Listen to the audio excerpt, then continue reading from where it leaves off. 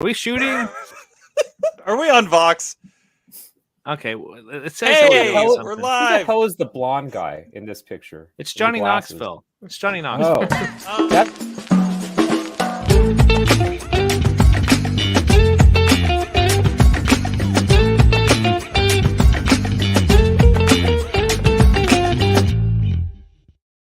Hey, everybody. Welcome to the Almost Sideways podcast.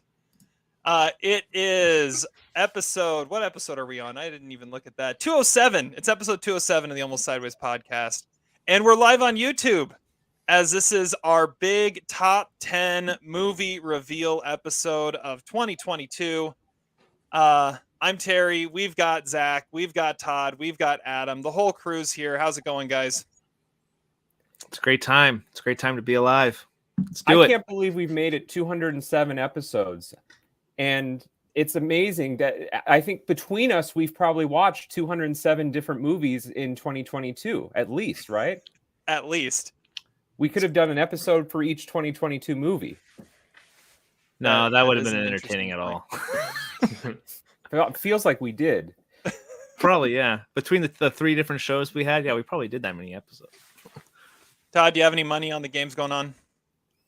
Well, I had a parlay with the Bills first half, which hit barely, and with Kirk Cousins over 1/2 rushing yard, and he got 1 rushing yard. So unless they have a design run at some point and he loses yardage, I think I'm going to hit that one. Kirk Cousins is known for his rushing skills. Doesn't a kneel down count as negative rushing yards, though? Team rushing yards. Oh, it doesn't count as individual rushing yards. Interesting. Okay. Yeah, he's got 1 yard right now on a 1 yard touchdown. He got like a negative receiving yard, too. That was kind of interesting. Hey, how about we just scrap the whole top 10 episode and just live stream our reactions to Giants Vikings? Because that would be Give a interesting. thumbs up on YouTube if you like that idea. My reaction to that smash is that like button. Oh, wow. Oh, man. We got the sound effect. We are entering the 21st century We are. on the We Almost are. Sideways podcast. so I will add before we get started, I want to add this thing right here just so that I would feel like a 2022 movie here. I got a googly eye on my forehead, and I think it's fitting to do so. Very nice. Well done. Well played. Well played. Well, make sure you are subscribing, rating, and reviewing to our podcast wherever you can find it. Here are a bunch of different places you can find our podcast. It's kind of outdated a little bit. There's a few more on there that should be on there now. But wherever you find your podcast, you'll find Almost Sideways. And again, we're on YouTube. Hopefully you can be, we've got 4 watching us now. That's good stuff. It's good stuff. And we're planning on maybe being a little more on YouTube moving forward too. All right. Let's get into this. The important part. What are we drinking? Look at that picture. Isn't that beautiful? That is like a PNG from 20 years ago. Look at that pixelization there, and It's not one of my finest edits. Okay, like a I admit. raster image. You zoom into it, it's just a big old mess. It's beautiful. It kind of looks like a nice bar, though. It does look like a nice That's bar. true. Yeah, the bar does look nice. All right, Zach, what do we got? I'm still remarkably 15 days in dry January. I don't know what to do with my time except for waste 3 hours on podcasts like this, I guess. But it's dry January. But this is the highlight of dry January. Always is to pretend I can be drunk on this annual masquerade / celebration smorgasbord of great insights. Well done. Well done. I thought it was going to be a cheat day today. I thought there was a chance. I think I'm gonna cheat day in about 16 days. Okay. Oh, perfect. At the end of the month. Cool. Todd, what do you got? I'm drinking Irish whiskey and ginger ale because, of course. Very nice. Very nice. Adam? All right. So yesterday, quick little story time with Adam. I went on a double date with Todd. Met Ashley. A really fun, awesome time. I ordered a whiskey sour. However, I paid $15 for a giant ice cube. That was really frothy for some reason. Yeah, and he got a cherry with it too. They got a cherry. I'm like, that's not what a whiskey sour is supposed to look like. So I just made myself like a Jack and Coke instead. So at a protest. So I mean, you've probably still got some of that whiskey sour mix at home that you've been toting on the podcast for the last month and a half. And No. you poured- I that's gone already. Oh, it's I've gone? drank it. Okay. Yeah. Okay. Hoping for the third straight appearance. Yeah. It was one. But wait a second. I think we need to hear a little bit more about this double date. Was this like, Katherine Heigl and Seth Rogen on a date with Pete and Debbie? I mean, was it like, taking Doc Brown back in the time machine so you guys could screw each other?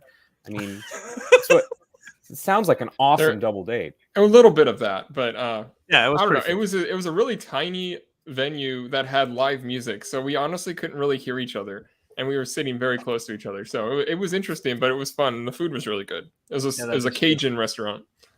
Yeah, it was pretty nice down in the local Puyallup area. So it was pretty cool. Really loud Kenny G wannabe music. So it was pretty cool. Loud Cajun restaurants in Puyallup. They should sponsor our podcast. This is free promotion right now. No. Just like Ridge Walker Brewery. And what brewery did you get there, Terry? Yeah, I did not go to the brewery. It's been a while since I've been to Missed Ridgewalker. I got to get back there. But yeah, this is the first time in a while I didn't like go out and get a 6-pack for this episode, but that's because I've got remnants of a whole lot of 6-packs in the fridge. So I went with an oldie but a goodie. This is the Mexican Cocoa Death. Ooh, there we go. It's good stuff. And you didn't pour it into a glass. I did not pour it into a glass. That would have required me to remember to grab a glass before I came upstairs to the office to record. So yeah, that is the half the battle. It is. All right. Well, let's not waste any more time. We've got a ton to talk about as we review 2022 and get into the best of the year. And at the end of this, we will be revealing our website's top 5 of the year based on what we have as our top 10s. And all that fun stuff. We got a lot to do. So let's get into this. We're going to start with talking about some stats on what we've watched, how much we've watched, and all that stuff throughout the year. And I think I'll start on this. We'll kind of go in order of how we are on the screen. So we'll go me, Zach, Todd, Adam. So for me, I watched a lot of movies this year, and more than I normally do. Like, this is, I looked at it. I've watched 89 2022 movies. That Nice. Do we have a round of applause? That was a banner year in the old Bender household there. Damn. puts it third all time in most watched years for me. So you should have picked a better year. And Todd was giving me crap about my my thumbs up percentage before we got on here. This year it's at a 66%. Is my thumbs up percentage. So I gave 59 thumbs up out of 89 movies. And I also do a rating of my movies out of 100, and 80 and above is a thumbs up. 79 below is a thumbs down. My average score for a movie this year was 80.79. So I think that's about right. Right on the line. All right, we got a comment. Hey, we got a comment. Who wants to read this? Well, if it isn't Mr. Sideways. There we go. I like it. Yeah.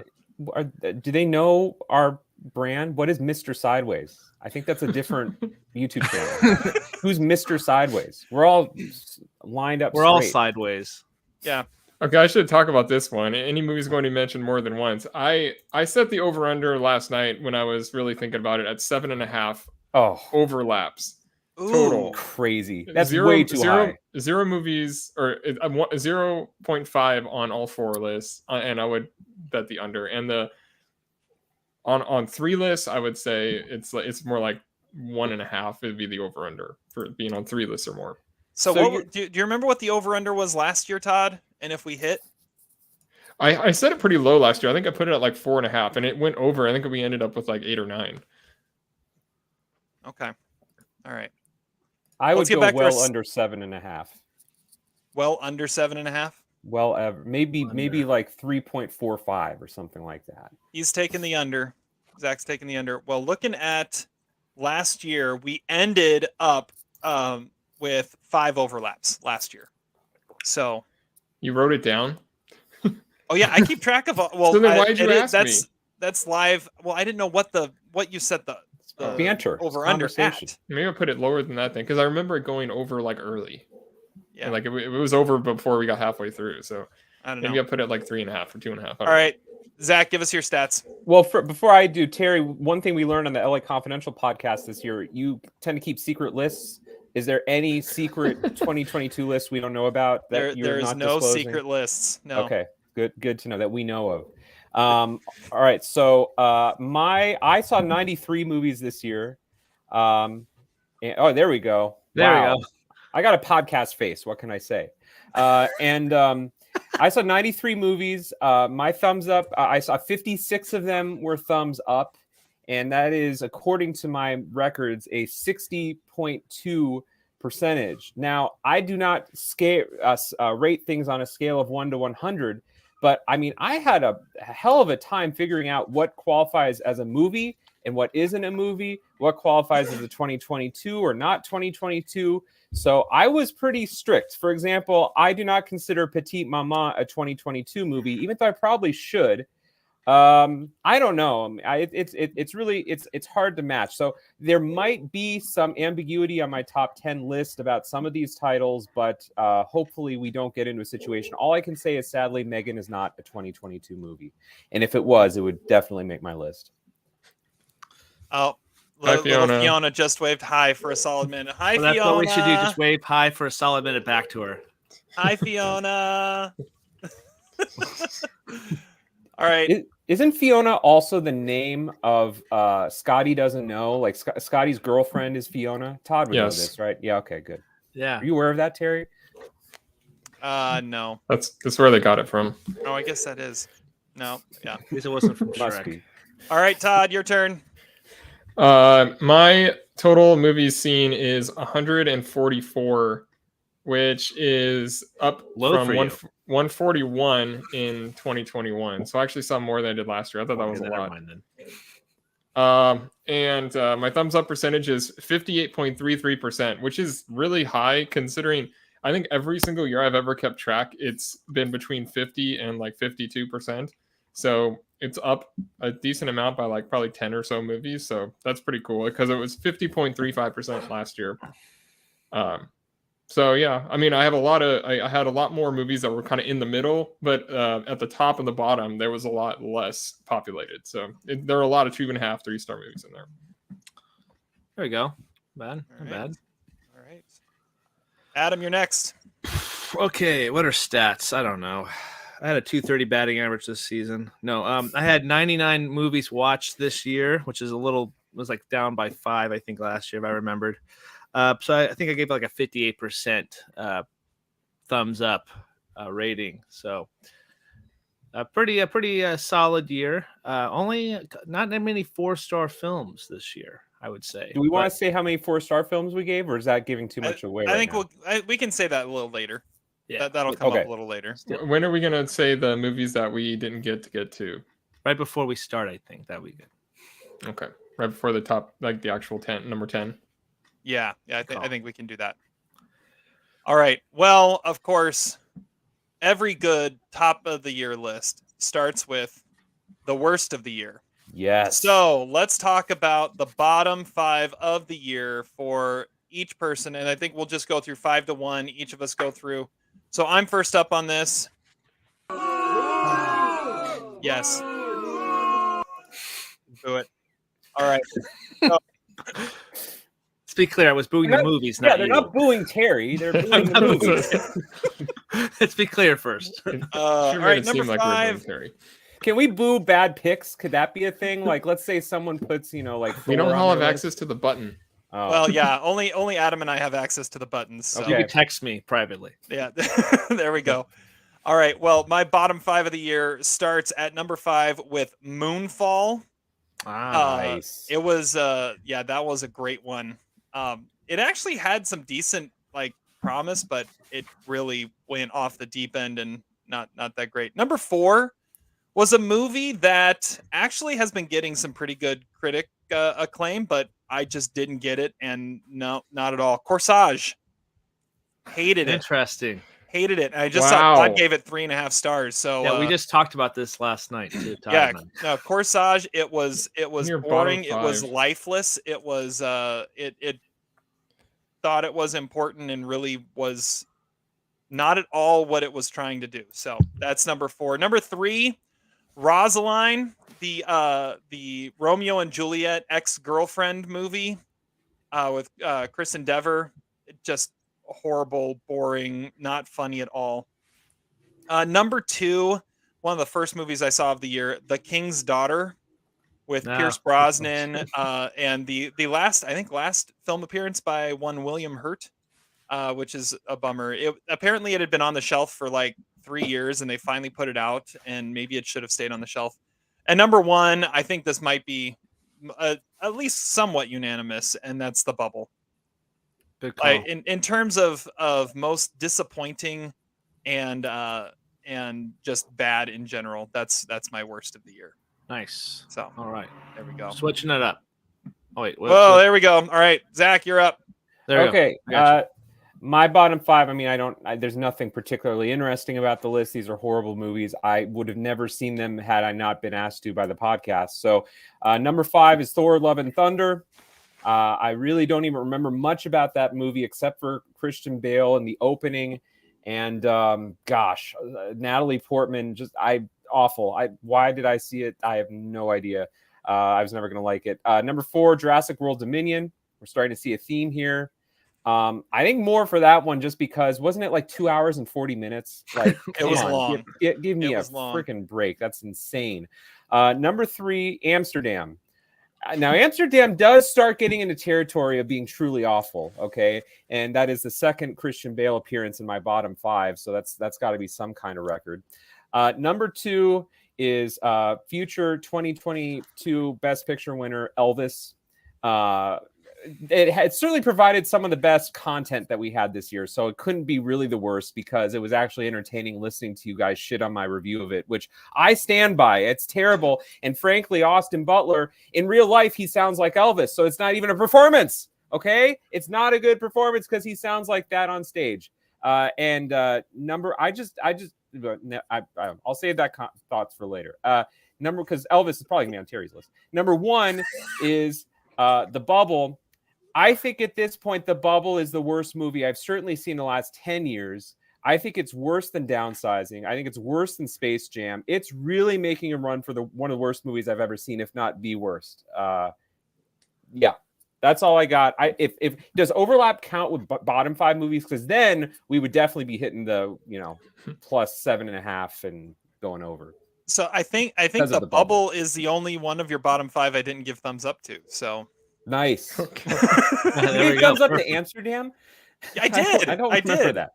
Wow. I went and watched it during the Mariners playoff game. Yeah. He was the only one in the theater. He was watching the Mariners. The only one in the theater watching the Mariners while I watched Amsterdam. Well, that in that sense is almost justified giving thumbs up. If you're not paying attention to it and you're enjoying the Mariners on your phone. It was like the 8-run I was watching it while I was watching Amsterdam. That's not fair. That's ridiculous. That's kind of like you falling asleep in a movie and still giving it thumbs up. Right. Or like, I don't know. All right. Think of a good metaphor. Todd. That's not fair. Fraudulent. Boo!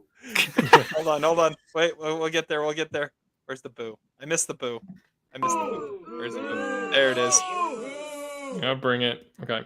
My 5th worst movie is a movie. It's like a horror thriller thing called Choose or Die that I watched on Halloween night. It was very bad. I don't even remember who's in it. My 4th worst movie is The Bubble. Apparently I liked it a little bit more than you guys, but it is truly a train wreck by a great filmmaker. My 3rd worst movie is Home Team, the movie about Sean Payton, which I despised, and for some reason Zach thought it was like a really, really good movie. I don't really understand why. White Noise is my 2nd worst movie of the year. Nice. And I should probably give it 0 stars, but I just couldn't because it couldn't go below Thor: Love and Thunder, which is just atrocious and overproduced, and yet still looks bad, and the acting is horrible as it is in all of those Thor movies. And if you're keeping track, that is 4 Netflix movies and Thor. So if you don't think Netflix had an off year, then those 4 shitty movies, that should change your mind.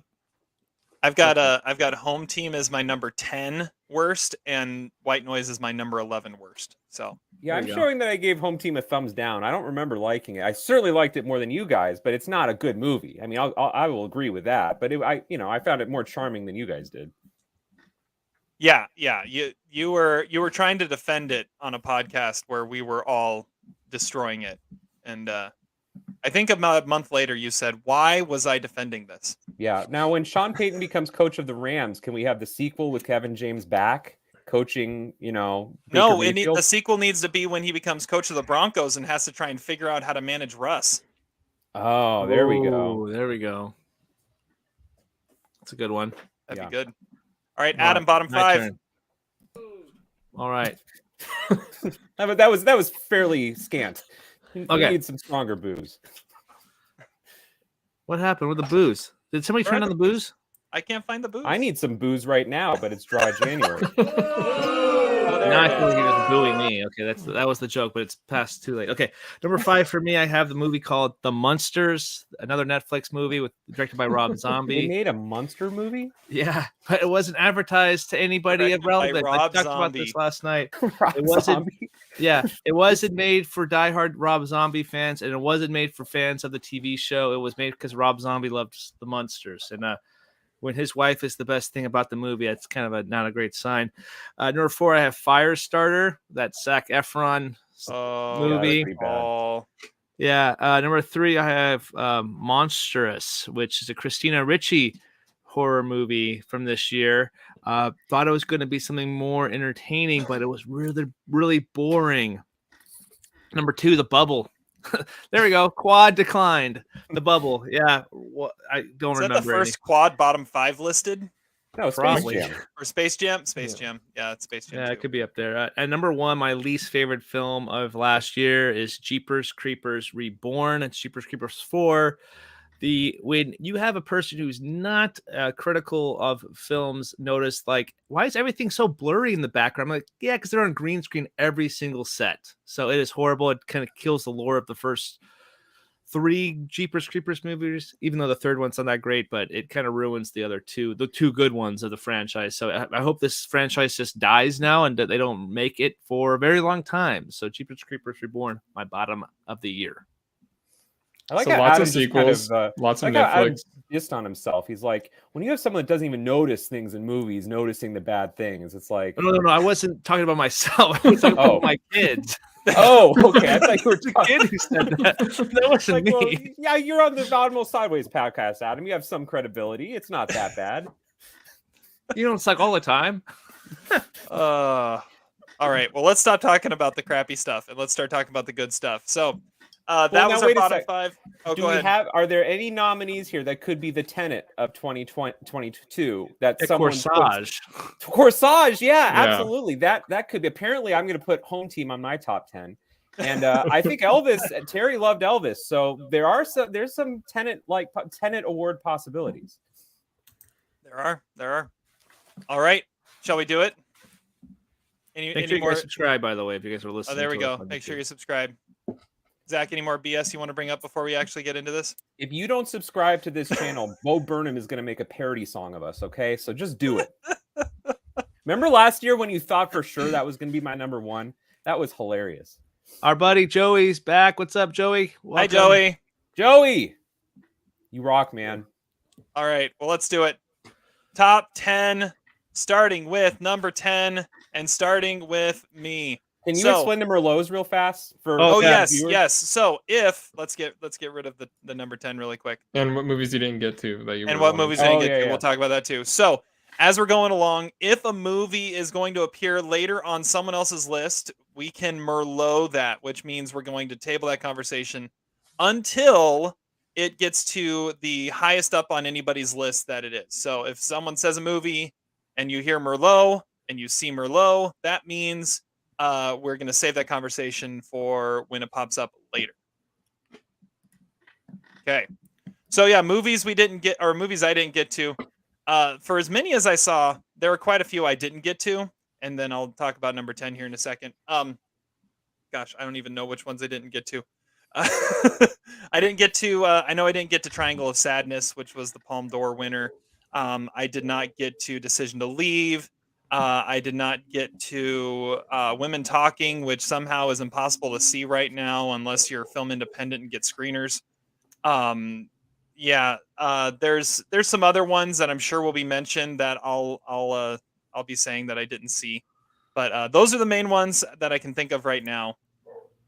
Let's get into actually talking about the movies, though. At least I'm going to. Number 10 on my list. So I have. I thought this year was kind of a disappointing year, 2022. With that said, I have 11 4-star movies. Now, Damn. the reason why I'm saying it was a disappointing year is because there were so many like big anticipated movies that came out that didn't necessarily live up to the hype for me. So they were like, oh man, there's this new Spielberg movie coming out, and I'm sure it'll pop up on someone else's list, but I wasn't the biggest fan of it. The new Damien Chazelle, that's not going to pop up on my list. Babylon's not up there. But so there were like these big movies that were supposed to be like these awesome films, and then they just didn't show up. Or they didn't pay off. So for that reason, this is kind of a disappointing year, 2022. And also there was no movie I feel like that was like, wow, like far and away, blew me away. Maybe one or two of them, but not quite like I've felt in other years. So number 10 on my list is Marcel the Shell with Shoes On. We had it in the promo. We did. Yes. It was. Do we have an over under on how many movies on that we'll have on our top? There you list? go. There you go. Yeah, Beautiful. Marcel the Shell with Shoes On. Probably spelled that wrong, but whatever. It was just this adorable movie about this tiny little shell that was impossible not to love. It had this very simple plot, but in the context of what was going on, it was so original. It was so much fun. It was so wholesome. It is the definition of a Terry pick, I'm going to say, for this list.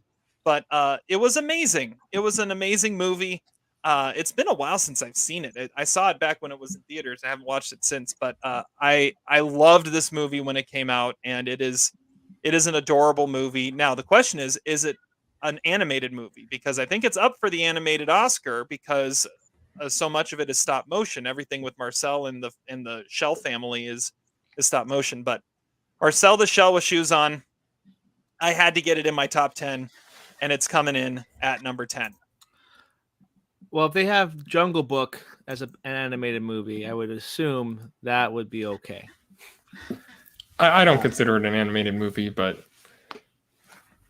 I guess I'm alone on that. So Terry, right. Yeah, we're going to be doing awards in the next few weeks. We're giving out who we think is the best actor and actress and all that stuff. Yes, we are. The question with this movie, is Leslie Stahl going to be your best supporting actress? 60 Minutes reporter Leslie Stahl, because she was so great. You don't even remember the movie. You just no. Come on, it took me a second to remember what you were talking about. Yeah. Skip and Shannon. Come on. You're gonna say best supporting actress is someone playing herself. I was trying to make a joke. The joke went. It was bad. That boo. Yeah. Hey Joey, if you think award season sucks, just wait till next month. We're having the Almost Sideways Movie Awards, so that's gonna be awesome. Can we get Joey's? Delayed boo. Turn it off. Turn it off. Make it stop. Make it stop. We got a shell too. We got a shell. Let's say that Joey is like, oh, my number one of the year is, I don't know, like some pretentious art movie. But he could also be like, yeah, my number one of the year is definitely Jeepers Creepers Reborn. And the awards people didn't like that at all. So I think we need a little bit of explanation and credibility behind that statement. Well done, Zach. Good job at alienating and hey, that guy's an admin on our streams, so he can boot people off. So just careful. Exactly. I made him an admin. All right. Well, it's Zach's turn for his number 10. All right, I had a real hard time with my top 10 list because I thought I had it all good to go, but then these last few days things have gone awry, but in the best way possible. I really have a three-way tie at number 10, but we don't pull shit like that here on the Almost Sideways podcast. We actually give numbers to movies instead of people who may work at the New York Times who like to give ties. We don't do ties. My number 10 movie is I don't even know how to classify it. It's kind of a comedy. It's definitely campy. It's sort of a drama. It's definitely horror elements. It's also a sequel, and it featured one of, I think, the best performances of the year that's really getting overlooked. And that movie is none other than, if I can remember the name of it, Pearl. Pearl's a great movie. I mean, listen, I was a fan of X. Merlot. Well, you gotta say it. Merlot, right? You gotta say it. You gotta say the Merlot. title earlier too, so that you don't go through half your diatribe.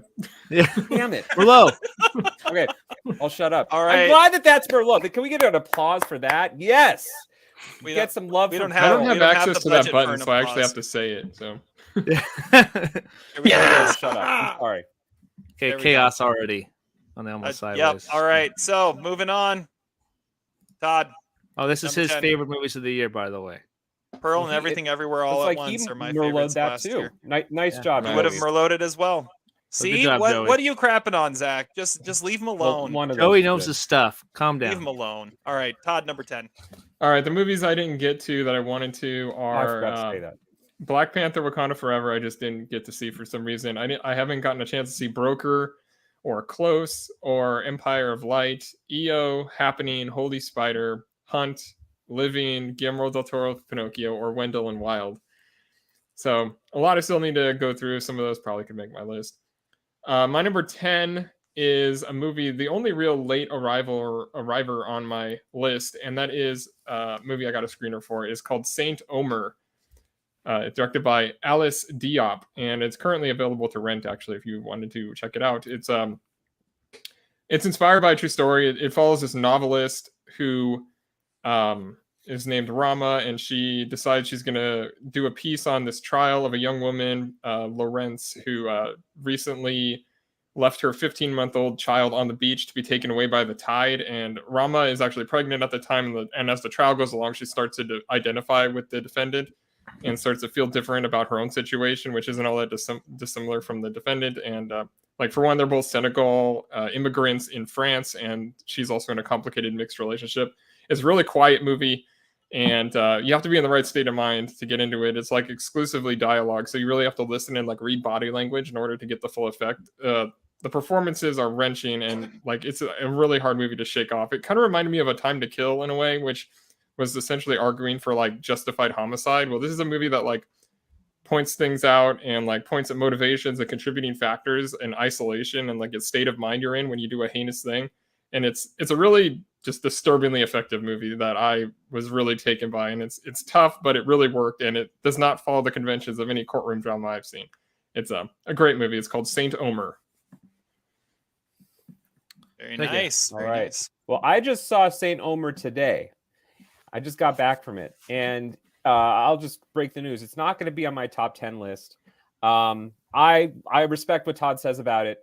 I think intellectually it's a really fascinating study about, you're right, kind of parallel characters whose backgrounds are gradually, very slowly revealed. And I think the performances are really good. The problem is the directing gets in the way, and the long, protracted takes, I think, make the movie sort of boring. So I wish that it hadn't been a courtroom movie. I wish it had just been about Lawrence's life and the thing that actually happened to her, instead of keeping it kind of stage bound to the courtroom. But otherwise, an interesting idea, and I think there's a lot of talent that was put into the movie. You know, I think the filmmaker is making it from the perspective of, you know, like an outsider watching it, and that because she, I guess, was a spectator in the actual real life case. So, I mean, I think she was doing it from that perspective and not just making it sort of more of a character-based drama or something. I don't know. But yeah, I understand what you're saying. Do you think this gets a nomination for Best International Film? Because it is France's official selection. I don't think it feels like any foreign film nominee I've ever seen at the Oscars. I mean, it's a Spirit Award nominee, but it's not, I don't think it feels like an Oscar nominee. I feel like they missed opportunity not getting Hilary Swank in there as a lawyer somehow. God damn it! You stole my joke, Adam. I don't think she speaks French though. Well, that's what good actors do. They learn it. There you go. There you go. All right, She was Adam. in Alaska a lot. But... Probably. Adam, number 10. All right, movies I didn't get to. Bones and All, with the great Timothy I didn't get that Chalamet either. movie. Crimes of the Future, Hatching, Terrifier 2, Watcher, Weird, EO, and Min. There's a couple other movies in there I wanted to watch too, but of course those are the ones I feel like could make a run for on my list there. So number 10 on my list is a movie called After Sun. So really a solid movie here. It's directed by Charlotte Wells, and it tells a kind of a beautiful, kind of reminiscent movie of a daughter looking back at a holiday time with her father. And I really love the performance here from Francesca Coros, and the chemistry that she had with Paul Mescal was just really solid, and I thought it was just really told really in a unique and beautiful way. And Charlotte Wells kind of bursts on the scene with this a really kind of unconventional look back at a little slice of life type of film here, and getting it mixed with like actual some like footage that she's filming plus like handheld camcorder footage. I think that's just kind of a unique way. And being a father of two girls too, I can't help myself put myself in that shoe, kind of have that reflection moments here, and it's something I couldn't shake for a while after watching it. So it's one of those movies that it actually kicked a movie that's been in my top 10 all year. So when you do something like that, when I think it's definitely worth staying and worth mentioning. So After Sun is my number 10 movie of 2022. I really thought that was going to be your number one. That felt so much like an Adam number one movie, but I'm glad it made your list. It is a good movie. I'm kind of surprised it wasn't Merlot. Yeah, I'm surprised too. I am too. I did not see After Sun, but I was surprised it wasn't Merlot. You got to it, right, Todd? Yeah, I've seen it. I think it's a good movie. I would be happy if it won Best Picture. I think I have it. Let me look on my list. I have it ranked on my list number 14. So it almost made my list. It's in the conversation for you. It's an honorable mention for me for sure. I have it number 32. I mean, I like the movie, but it wasn't that high for me. But I don't know. I feel like I would relate more if I was like a parent or something. But either way, I mean, it's good. I would have no problem. It seems like the art house movie that could end up with like a weird Best Director nominee or something. I like it. Let's keep going. Right. Moving number 9. And we're going back to me. Number 9 on my list is the latest entry onto my list. I just watched it this a couple days ago. It is All Quiet on the Western Front. Merlot. There we go. We've got a Merlot. That fast. All right. I had a feeling there was going to be one, so I was waiting for it. Okay. So we're moving to Zach next. Zach. All right. I forgot Number to 9. get to the movies that I wanted to still get to. So I actually had extra time to write down some. So you're just going to have to stay there and listen to me talk for a second. All right. We got Living. I'm shocked no one else said that. And that really is the one. If I had to see one movie that I haven't seen, it would be that I said one. I hadn't seen that too. Oh, I'm sorry. Okay. Yeah. The Quiet Girl, Onoda, the 3-hour movie about the Japanese guy who thought the war was still going on. Women Talking, All the Beauty and the Bloodshed, even though you guys didn't like it as much as other critics have. Girl Picture, Benediction. Apparently, Puss in Boots 2 is like the greatest thing since Spider-Man Into the Spider-Verse. Is what my students tell me. So it's pretty good. It's a 3-star movie. I'm putting it on the list. Prey, No Bears, Terrifier 2, Enos Men, Neptune Frost, and of course RRR, which I really need to see. I'm going to also put down 3 movies that I watched but fell asleep during and did not finish for whatever reason. Hit the Road, Herr Bachmann's Class, and To Leslie. All 3 of which were good movies. I just couldn't. Herr Bachmann was actually a really good movie. It's just like 4 hours long. I just couldn't get through it. I fell asleep during To Leslie? That's weird. Yeah, I mean, it was good. It was good. Did you see the internet meme about on Twitter? Well, you're not on Twitter, but Twitter was blowing up with everybody giving like outrageous praise to Andrea Riseborough's performance in that movie. It was pretty funny. Like, Oh yeah, and then Obama today like added it to his list. He said he just saw it and he said it should have been on his list. it's a good movie. I think. I don't know how. Maybe afterwards, Todd, you can tell me how it ends if she, gets sober or something. Maybe she has dry January. That would be nice. Okay. Well, I think. Do we have a sound effect ready? Because I think we are ready for our first quad film. Number 9 for me is All Quiet on the Western Front as well. I'm not going to say anything about it. I'm curious where it is on everybody else's list, but let's Merlot that shit. It's Merlot. Merlot again. This All could right. make a real run for number 1 on our website. It's a serious contender, along with the bubble, of course. It is. All right. So that I means we're back feel horrible. It's my number 11. Oh, you jerk. Adam! Boo! Yeah. Where is it? That's Hold when on. you rain the Hold booze on. down. Here it is. That's right. I'm sorry. Just don't like Germans.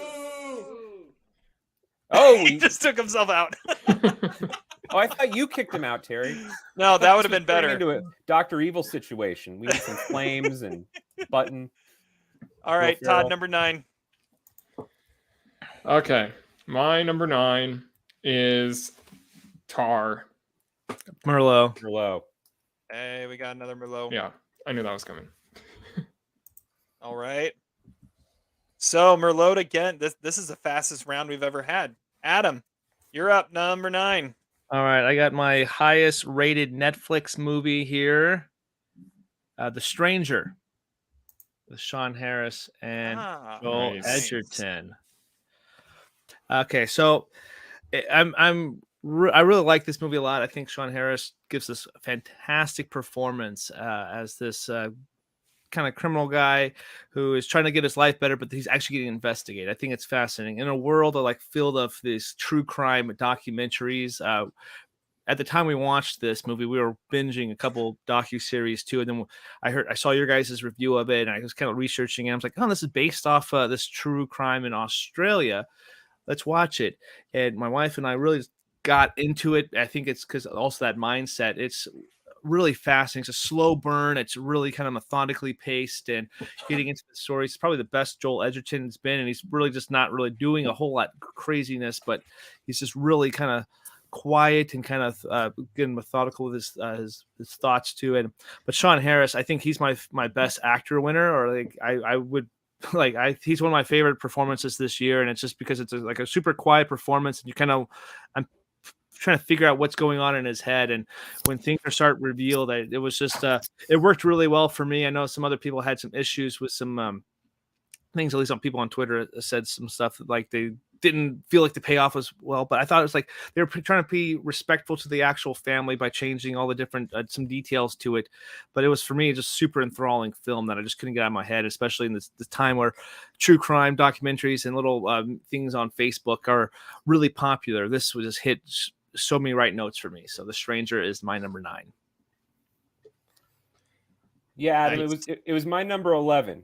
It was one of the movies I was debating putting on the list. Part of why I didn't put it on my list is I kind of thought someone would talk about it. So thanks for taking one for the team. But it's a great movie. We talked about it last week when we were talking about Netflix movies, and it's too bad more people aren't watching it because it's awesome. Yeah, it's one of the rare random movies that we all really agree on. Like, we're all on the same page. It was really close to making my list as well. And you're right. It's just kind of a random film that we stumbled across. Like, let's watch this, and then it ends up doing.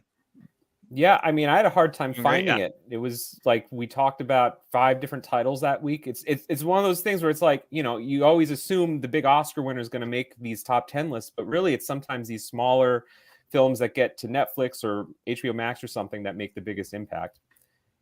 In a way, it was kind of like Sound of Metal in the sense that, like, I really hadn't heard that much about that movie, but it clearly captivated all 4 of us so greatly, and it was a great discovery. Agreed. All right, Terry. Number 8. And for number 8, I'm pretty sure I'm the only one that's going to be talking about this one. This was the year of directors making their deeply personal, coming of age, passion projects of thinking about why they make film and why they are who they are, and wrote their scripts over COVID. The one that I like the best of all of them is my number 8 movie, and that is Armageddon Time, written and directed by James Gray. It's a movie that centers on this one kid played by Banks Rapata named Paul Graff, and he's dealing with being in. He's kind of a class clown. He's dealing with new schools. He's dealing with friends and racial issues.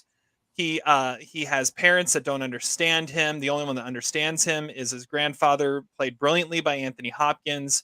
I would love to see him get a nomination for this. Jeremy Strong is great as his dad. Anne Hathaway is solid as his mom. I don't know. Something about this movie hit me and really spoke to me.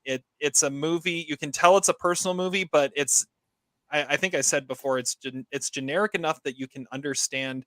It has much more universal appeal than some of the other passion project movies that we've had.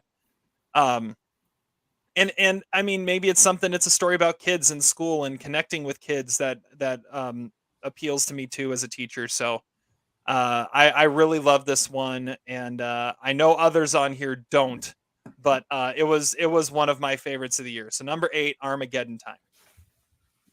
Is there someone specific that you're referring to, Terry, that you're calling out? Several, seen it. actually. Needs to be muted. I think Adam hasn't seen it, and you and Todd hated it. So Yeah, I really didn't like it. I have it ranked at number 112. Well, that's peanut butter falcon territory right there.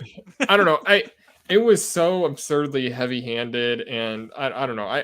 There's only so many times you can make your point and do it with specific dialogue, saying your point out loud. I mean, Anthony Hopkins is great. Those were some really good scenes, but like, I don't know. I was not on the same wavelength as that movie at all. Hey Terry, remember when we did? I respect it. Remember when we did Barry a while back, and Barry goes off on oh my gosh, I'm drawing a blank. No, Hank. Yeah, so we won't say it because I don't want to have somebody bleep it some stuff out. But just know that I'm right there with you, bud. Did you watch this? No, I did not watch it. No, you haven't watched it. No, I'm just saying like that. That's kind of like that. What Barry says, no, Hank, when he's like going off on him that one episode. I don't know. I felt like it was a great picture of the 80s. And some about this kid I connected with. Like, I know that kid. I've taught that kid, and I think there was something to that helped me really connect with the story.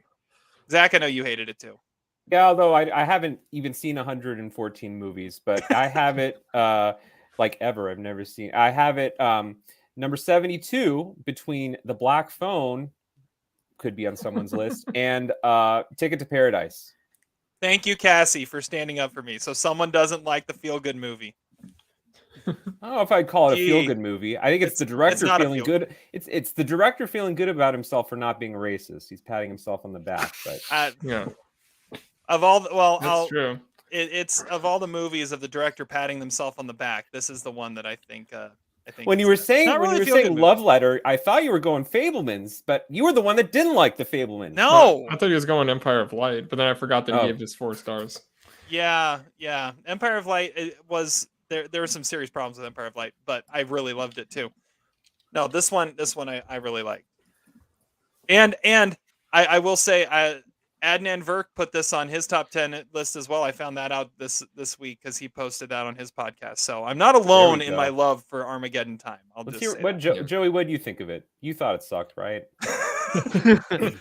All right, Zach. I drove 25 miles to see that movie, by the way. I saw it on a school night, and I paid like $11.50 for a ticket. So that maybe was part of my Yeah, but you're weird because you don't even like James Gray. I don't know why you did that then. Yeah, I don't know why either.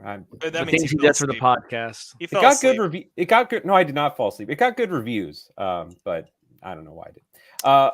Do a list of movies that Zach wishes he fell asleep in. That's the list. That now you're using your noggin. That's good. Miles in order to fall asleep. Now that is something else. But see, what's kind of interesting, my number 8 movie, I did the exact same thing, except it was during the summer. I drove out 30 miles to Overland Park and I saw it at an AMC, and Nicole Kidman ushered me into the stands and said, movies are powerful, as she was watching Creed. Can we I have make not been to an AMC since the Nicole Kidman thing started. Oh, and they're so still airing that shit. Oh, I it's know. ridiculous. I have no idea what anybody's talking about whenever they talk. Here's the thing. We have our Regal quote. Can we have some category of Nicole Kidman watching a movie at an AMC theater on a dark and rainy night in a very flashy one-piece outfit? If Joey hasn't seen Armageddon Time, by the way. Joey, if you can think of an award category for us, and let's hear it. Okay, anyway, I also want to say about my number 8 and my number 7 movies, I'm going kind of out on a limb here. I've only seen both these movies once.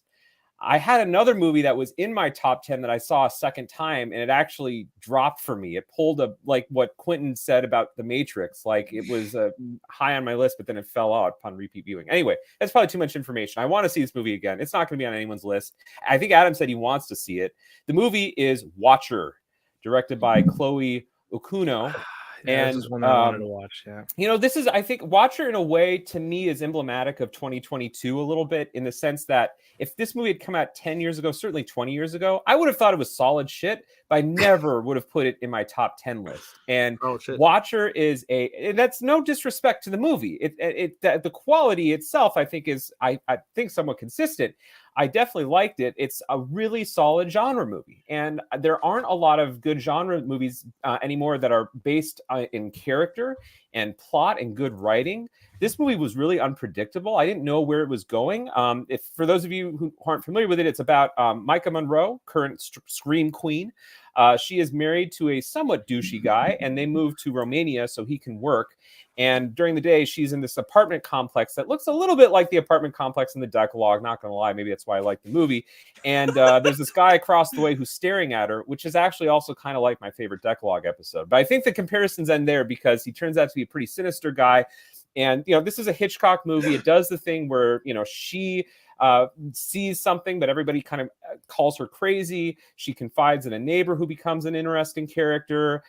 She explores the city. It's very much about urban alienation. I think the movie's really well shot. It has this kind of monochromatic, dark look. I think the apartment's really interesting. The use of curtains is cool. I don't know. I wasn't expecting, when I saw this movie, I was like, this is a really solid movie. It's not going to make my top 10. But I keep thinking about it. It was like really solid. I wish more movies were made like that. Maybe it was seeing it on the big screen. Maybe it was that, I like Micah Monroe and the movie just, I need more genre movies. But it was like really, really solid. And I think it has a good Rotten Tomatoes score. I thoroughly enjoyed it. And I think it was a really fun experience. Even though I think I was the only one in the theater. I remember you texting me this and saying that this is borderline a 4-star film. So it is. It's really, really good. Nice. We do got a couple comments here. Joey does have an award nomination for us. The movie that made Martin Scorsese scream cinema noises award. Well, that would go to Tar, right? Probably Tar, yeah. Probably Avatar. Because didn't he actually say No, he said that he heard the clouds parting and the Red Sea parting, and there was tar, right? Wasn't that his comment after the Critics' Choice Award or whatever? Am I making that up? That's a good one. So there's the Kathy on Watcher. Yep, she says, I wanted to watch that, Zach. Now maybe I will. So there you go. Yeah, it's really good.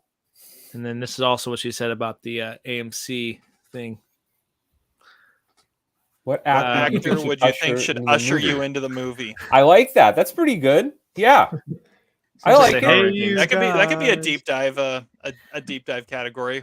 I would definitely pick the which character do you want to see a movie with? That's a deep dive category. Yeah, that's it. The Nicole Kidman. See, it has to be Nicole Kidman. She has to lead you in, and so you can feel the Nicole Kidman movie theater companion award. Yeah, I want to see a movie with John C. Reilly from Cedar Rapids. That's who I want to see. There you go. I want to see John C. Reilly and Boogie Nights. That seems like a fun experience. Spanish Pantalones together. There we go. All right, Todd. Margarita. Todd, number 8. My number 8 is it's a movie that is probably the least likely to make my top 10 because it's really not my genre. It is The Woman King, directed by Gina Prince Bythewood. It's actually just available to rent now. I don't know why it's not streaming somewhere. I don't know. I was the only one that really loved this movie on the podcast for some reason. It's about a village of all-female warriors in West Africa in 1823, and they're like protecting their village from this other empire that's trying to enslave them. The king is played by John Boyega, who's like in his best performance ever. and he declares like an all-out war on them. And Viola Davis is the general. Thuzo Mbedu is the young protagonist trainee, and Lashana Lynch is like the best warrior in the group. It's a killer, old-fashioned blockbuster epic in the tradition of Braveheart, but it's actually kind of better than almost all of those. I think the movie is gorgeous. It's more brutal than any PG-13 movie really I thought ever had the right to be, and it is one of the 5 best casts of 2022. There are parts of it that I haven't forgotten since I first saw it, and it only gets better when I think about it. And the training sequences are as good as anything I've seen in years, and that's always one of the highlights of any like great battle picture.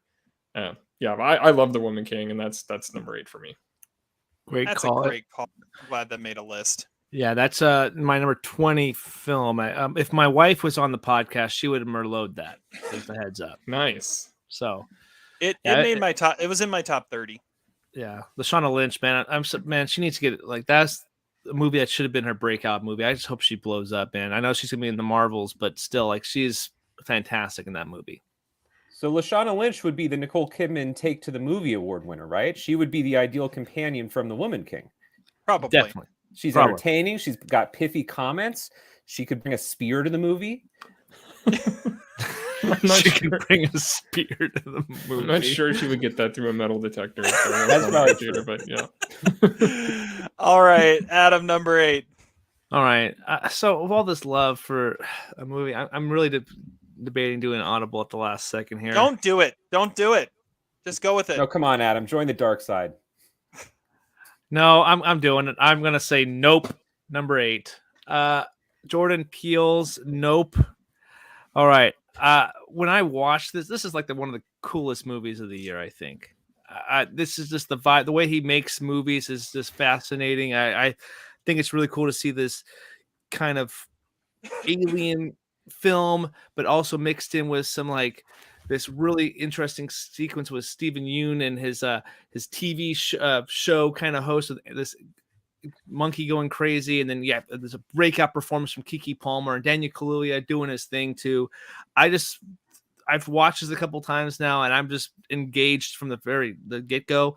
I think this is his second best movie. I think it's better than Us. Just Get Out's is an amazing film, but it's so sleek and stylish, and just seeing them try to capture these aliens. And there's a jump scare in this movie that just really got me, considering horror movies are like kind of my genre. But there's what actors is Michael Wincott, seeing him show up here as this director, I kind of like jumped out of him. I'm like, that's the guy from Three Musketeers back in the 90s. That's cool to see him back on the screen. So I really enjoy this movie. This is definitely a pure entertainment film more than anything. So nope, number 8 for me. That was number 15 on my list. So there we go. Nice. I might have been the next highest one. Great choice. Great pick. Yeah, it's definitely entertaining as hell, man. It's one of those ones that I couldn't knock off.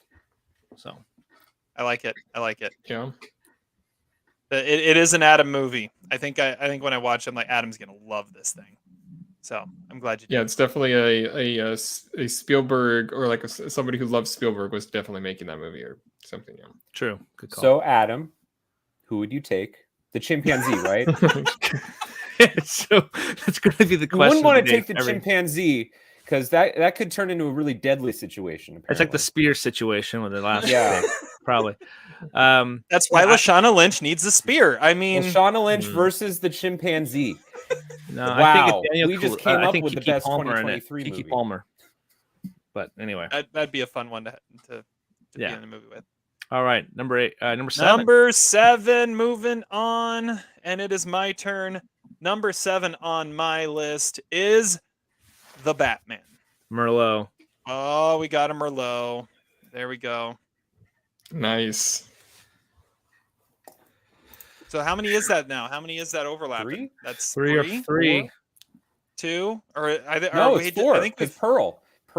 Tar, Quiet, Front, and Batman. So we're And at we've 4. already had one that's been on 3 lists, so that's probably going over the 1.5. Wow. Going Yeah. over, boys. It's amazing. All right. This is like Ohio State, Georgia. Points aplenty. Well done, Zach. All right, you're up. I tried. Number 7. Okay, number 7. This could be Merlot too. My number 7 is a film written and directed directed and starring the host of the Golden Globes this year, Gerard Carmichael. Merlot? No Merlot? No. Okay, good. It is On the Count of Three. And it is his debut as a director, and it tells the story of a 24-hour period between two lead characters, Val and Kevin. They're played by Gerard Carmichael and Christopher Abbott. And basically, both these characters are in really bad situations, both financially. And Gerard Carmichael has a iffy relationship with his ex, Tiffany Haddish. Christopher Abbott is actually in an asylum that he breaks out of. And so they make a mutual pact to kill themselves. Except they decide at the last minute, well, what's one more day? And so they kind of handle business at the kind of last moment. The movie's really funny. It's edgy. It feels like Lethal Weapon meets Blind Spotting. There's a great sort of buddy vibe to it. It's very Jack and Miles at times. The humor is obviously dark. I mean, listen to that synopsis and it sounds kind of like a PSA, but it's actually really funny and relevant. And I think it's got some great performances too. It definitely touches on issues about mental health awareness. The mistakes that people make over the past, trauma and abuse is a big theme in this movie. And it's just brilliant because Gerard Carmichael makes it funny. And listen, I wasn't the world's biggest fan of his monologue at the Golden Globes. It was necessary, but it was kind of long, kind of like our podcast, necessary but long. But he's great in this movie, and he's very charismatic, and you find yourself really kind of rooting for him. And you don't know where this movie's going either. It takes you in a direction that's pretty unexpected. So again, I like my number 8 movie. I haven't rewatched this movie. I want to, but I feel pretty confident in it. I think it's got that comedy with real kind of world issues, but it's also highly rewatchable and just a kind of a great buddy movie. On the Count of Three, awesome movie. It's on Hulu right now. Nice. Yeah, that was the one that got knocked off just yesterday. So I love that movie too. I'm so glad that you made me watch it. It was the relationship between the two characters, everything about that movie was just it was killer. I love that movie. Very disappointed that I didn't get to this one. I should have mentioned this one too. This is one that I put down on my list to watch, and I just binge some other stuff. And great call, Zach. I know that I remember that text message you sent me. It's like, you got to watch this. I think you'll really dig it. So I gotta get this done.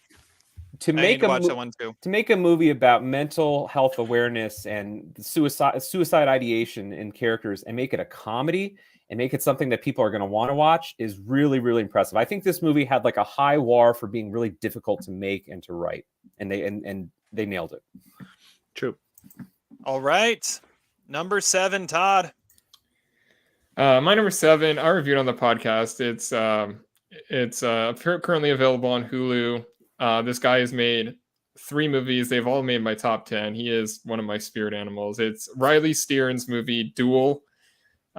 Wow. Stars Karen Gillan, and she plays Sarah, and she's dying, so she clones herself for her family. But she ends up sort of going into remission, but the clone was already too developed. So there's a court mandated duel to the death with her clone to see which one gets to live. And she gets her training from Trent, played by Aaron Paul, in the most unlike Aaron Paul role that I've seen him play. And the movie goes from there. I don't know. There are a few satirical films that get me more than Stearns' films. And this one's just, there's some movies like this that resemble this kind of thing that come out in recent years, but this one does it different and it feels real. It isn't exaggerated like The Hunt. It feels like something that could happen. And Karen Gillan is brilliant in her role. I love everything that she does nowadays. And I don't know. In a list for me that's pretty serious, I had to have one that was sort of like a change of pace or just a Todd movie, and this is as far as of a departure as I got this year. And I have no problem putting this guy's movies on my list anymore. After The Art of Self-Defense and Saltz, I've got my eye on whatever this guy's doing. Duel. I know none of you have seen it, but that's my number 7. Yeah, Adam, it's Duel, not Duel. Dual, not the Spielberg movie, right? Because I was looking up this movie and I was like, "Wait, it's the Spielberg movie on IMDb?" But no. There we go. Cool. There we go. All right. Hey. Cool. First try. Haven't seen it. but definitely one to watch now. That's one of the things that's nice about these lists is I always come out of this like, oh, here's my watch list for the next few months of if I need a movie to watch, throw on the ones that are on your guys' lists. Nice. Terry, Adam, number 7. Before we move on, can we answer the question? I'm amazed none of the YouTube viewers have asked this question. What is the language that you speak fluently, according to your shirt? Oh, I speak fluent movie quotes. Oh, wow. Yeah. Did did Regal give you that shirt? No, I just waved no. there. My children did. I'll wave too. Hi, Fiona. Hi, Fiona. Joey did say his Batman is his number 3 of the year. Why didn't So you he Merlot Merloted it, Joey? He would have. You got to scream it really loud so we can all hear it. All right, Adam, number 7. All right, number 7 on my list is a movie that I don't think anybody has seen on the website yet, and it has one of my favorite performances by Rebecca Hall. It's Resurrection.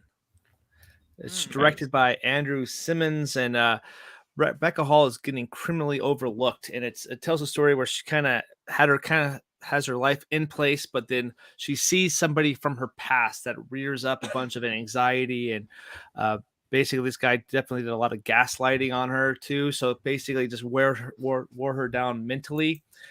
It takes some really interesting twists and turns that kind of go into Neon Demon territory with some possible cannibalism.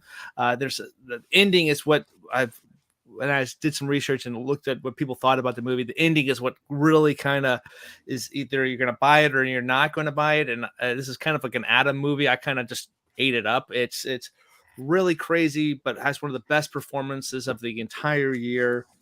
And it's just Rebecca Hall doing just amazing work. And she's one of the most underrated actresses I've seen. I loved her in Christine. This is by far one of my favorite performances. So just a fantastic film that maybe not a lot of people are going to like, but I don't care because I liked it. And that's why it's number 7 on my list. Nice. Well, and didn't she direct Passing last year too? Oh, yeah. Yes, I think so. Yeah. Yeah. So she's been doing a lot of great stuff. Yeah. Have you guys heard of this movie at all? Heard of it? Yes. Yeah, it was a Sundance movie, I believe. Yeah, a lot of people praise out of I think. Sundance, I think, but yeah, not many. It's kind of one of those forgotten films of this year. This is the movie that I needed to see before, and I think currently it's streaming on AMC Plus because you get Shudder with it, and it's a Shudder movie. So, oh, nice. So I like how our numbers are like certain themes. Like this is the streaming movie one because we got Duel and On the Count of Three, and then the last one was like the total like leaning into your favorite genre pick with like Adam picking Nope and Terry picking Armageddon Time. I don't know. Maybe our minds all work the same. Well, yeah, probably. All right. All right. Moving on, number 6, and it's back to me. And what we got for my number 6, it's definitely one that I'm pretty sure that's not popping on any other lists. It is Vengeance, written and directed by BJ Novak. This was probably the biggest surprise of any movie for me this year because I knew nothing about this movie when I think it was Todd that was like, we need to review Vengeance this week. And I'm like, what is this? And I'm like, this looks stupid. And I sat down and I was completely fixed by this movie the entire time. It is, I feel like it's a movie kind of talking about today's time a lot, as you have this someone committed suicide, but they think they might have been murdered. And BJ Novak says, this sounds like a great idea for a podcast. And he tries to turn these crazy, Southern family dynamic into a podcast, and gets wrapped up into it himself. A great supporting performance by Ashton Kutcher, surprising supporting performance, and a total like twist ending that I didn't necessarily see coming, and really, I think really drives an interesting point home with it too. So, I love this movie. It's one I still need to see a second time, and we'll see how well it holds up a second time. But for right now, like wow when I watch this movie. So number 6 is Vengeance. I think we had my wife really wanted to watch Yellowstone, and that show is streaming on Peacock. And I saw that Vengeance was streaming on. I'm like, I knew how much you loved it. It's like I got to watch this one before my top 10. Enjoyed it. I definitely I found some enjoyment into it, but I'm glad. Good mention here. Definitely, it's one of the ones that people have not really been talking about. So it's good to see another kind of a movie that probably should be out there and we've seen a little bit more. Yeah, I really wanted to watch this one too. I'm sorry. I really wanted to watch Yellowstone, but I heard that Kevin Costner was sheltering in place, so I had to watch this one instead. I don't know, Terry. When you said Vengeance, it took me a good 15 seconds to remember what it was. But maybe that's just a weird bland title. Yeah, it's got a crappy title, but once I described it, you remembered what movie we were talking about. When I think about that movie, I think about summer. I miss warm weather. Isn't it like we mentioned? Did that ever happen to you guys? Like, I remember when we reviewed that, it was much nicer weather out than this. Released in theaters on July 29th. Yeah, it was like nice out. You know, it was getting rid of the real heat of the summer. I remember that week. It was nice. Go to the theater so that you can get into some air conditioning. Mm-hmm. Yeah. Exactly. Another thing of Midwest annoyance about that movie, Whataburger is not very good. I mean, maybe that's the point. I don't know if you guys know this, but Whataburger is it's kind of a joke around here. Actually, I shouldn't say that, but I certainly do not partake of it, even though Patrick Mahomes has promoted it. Nice. All right, well, Zach. Whataburger. Number 6. Yeah, no kidding. Number 6, we're getting into documentaries here. My number one movie last year was a documentary.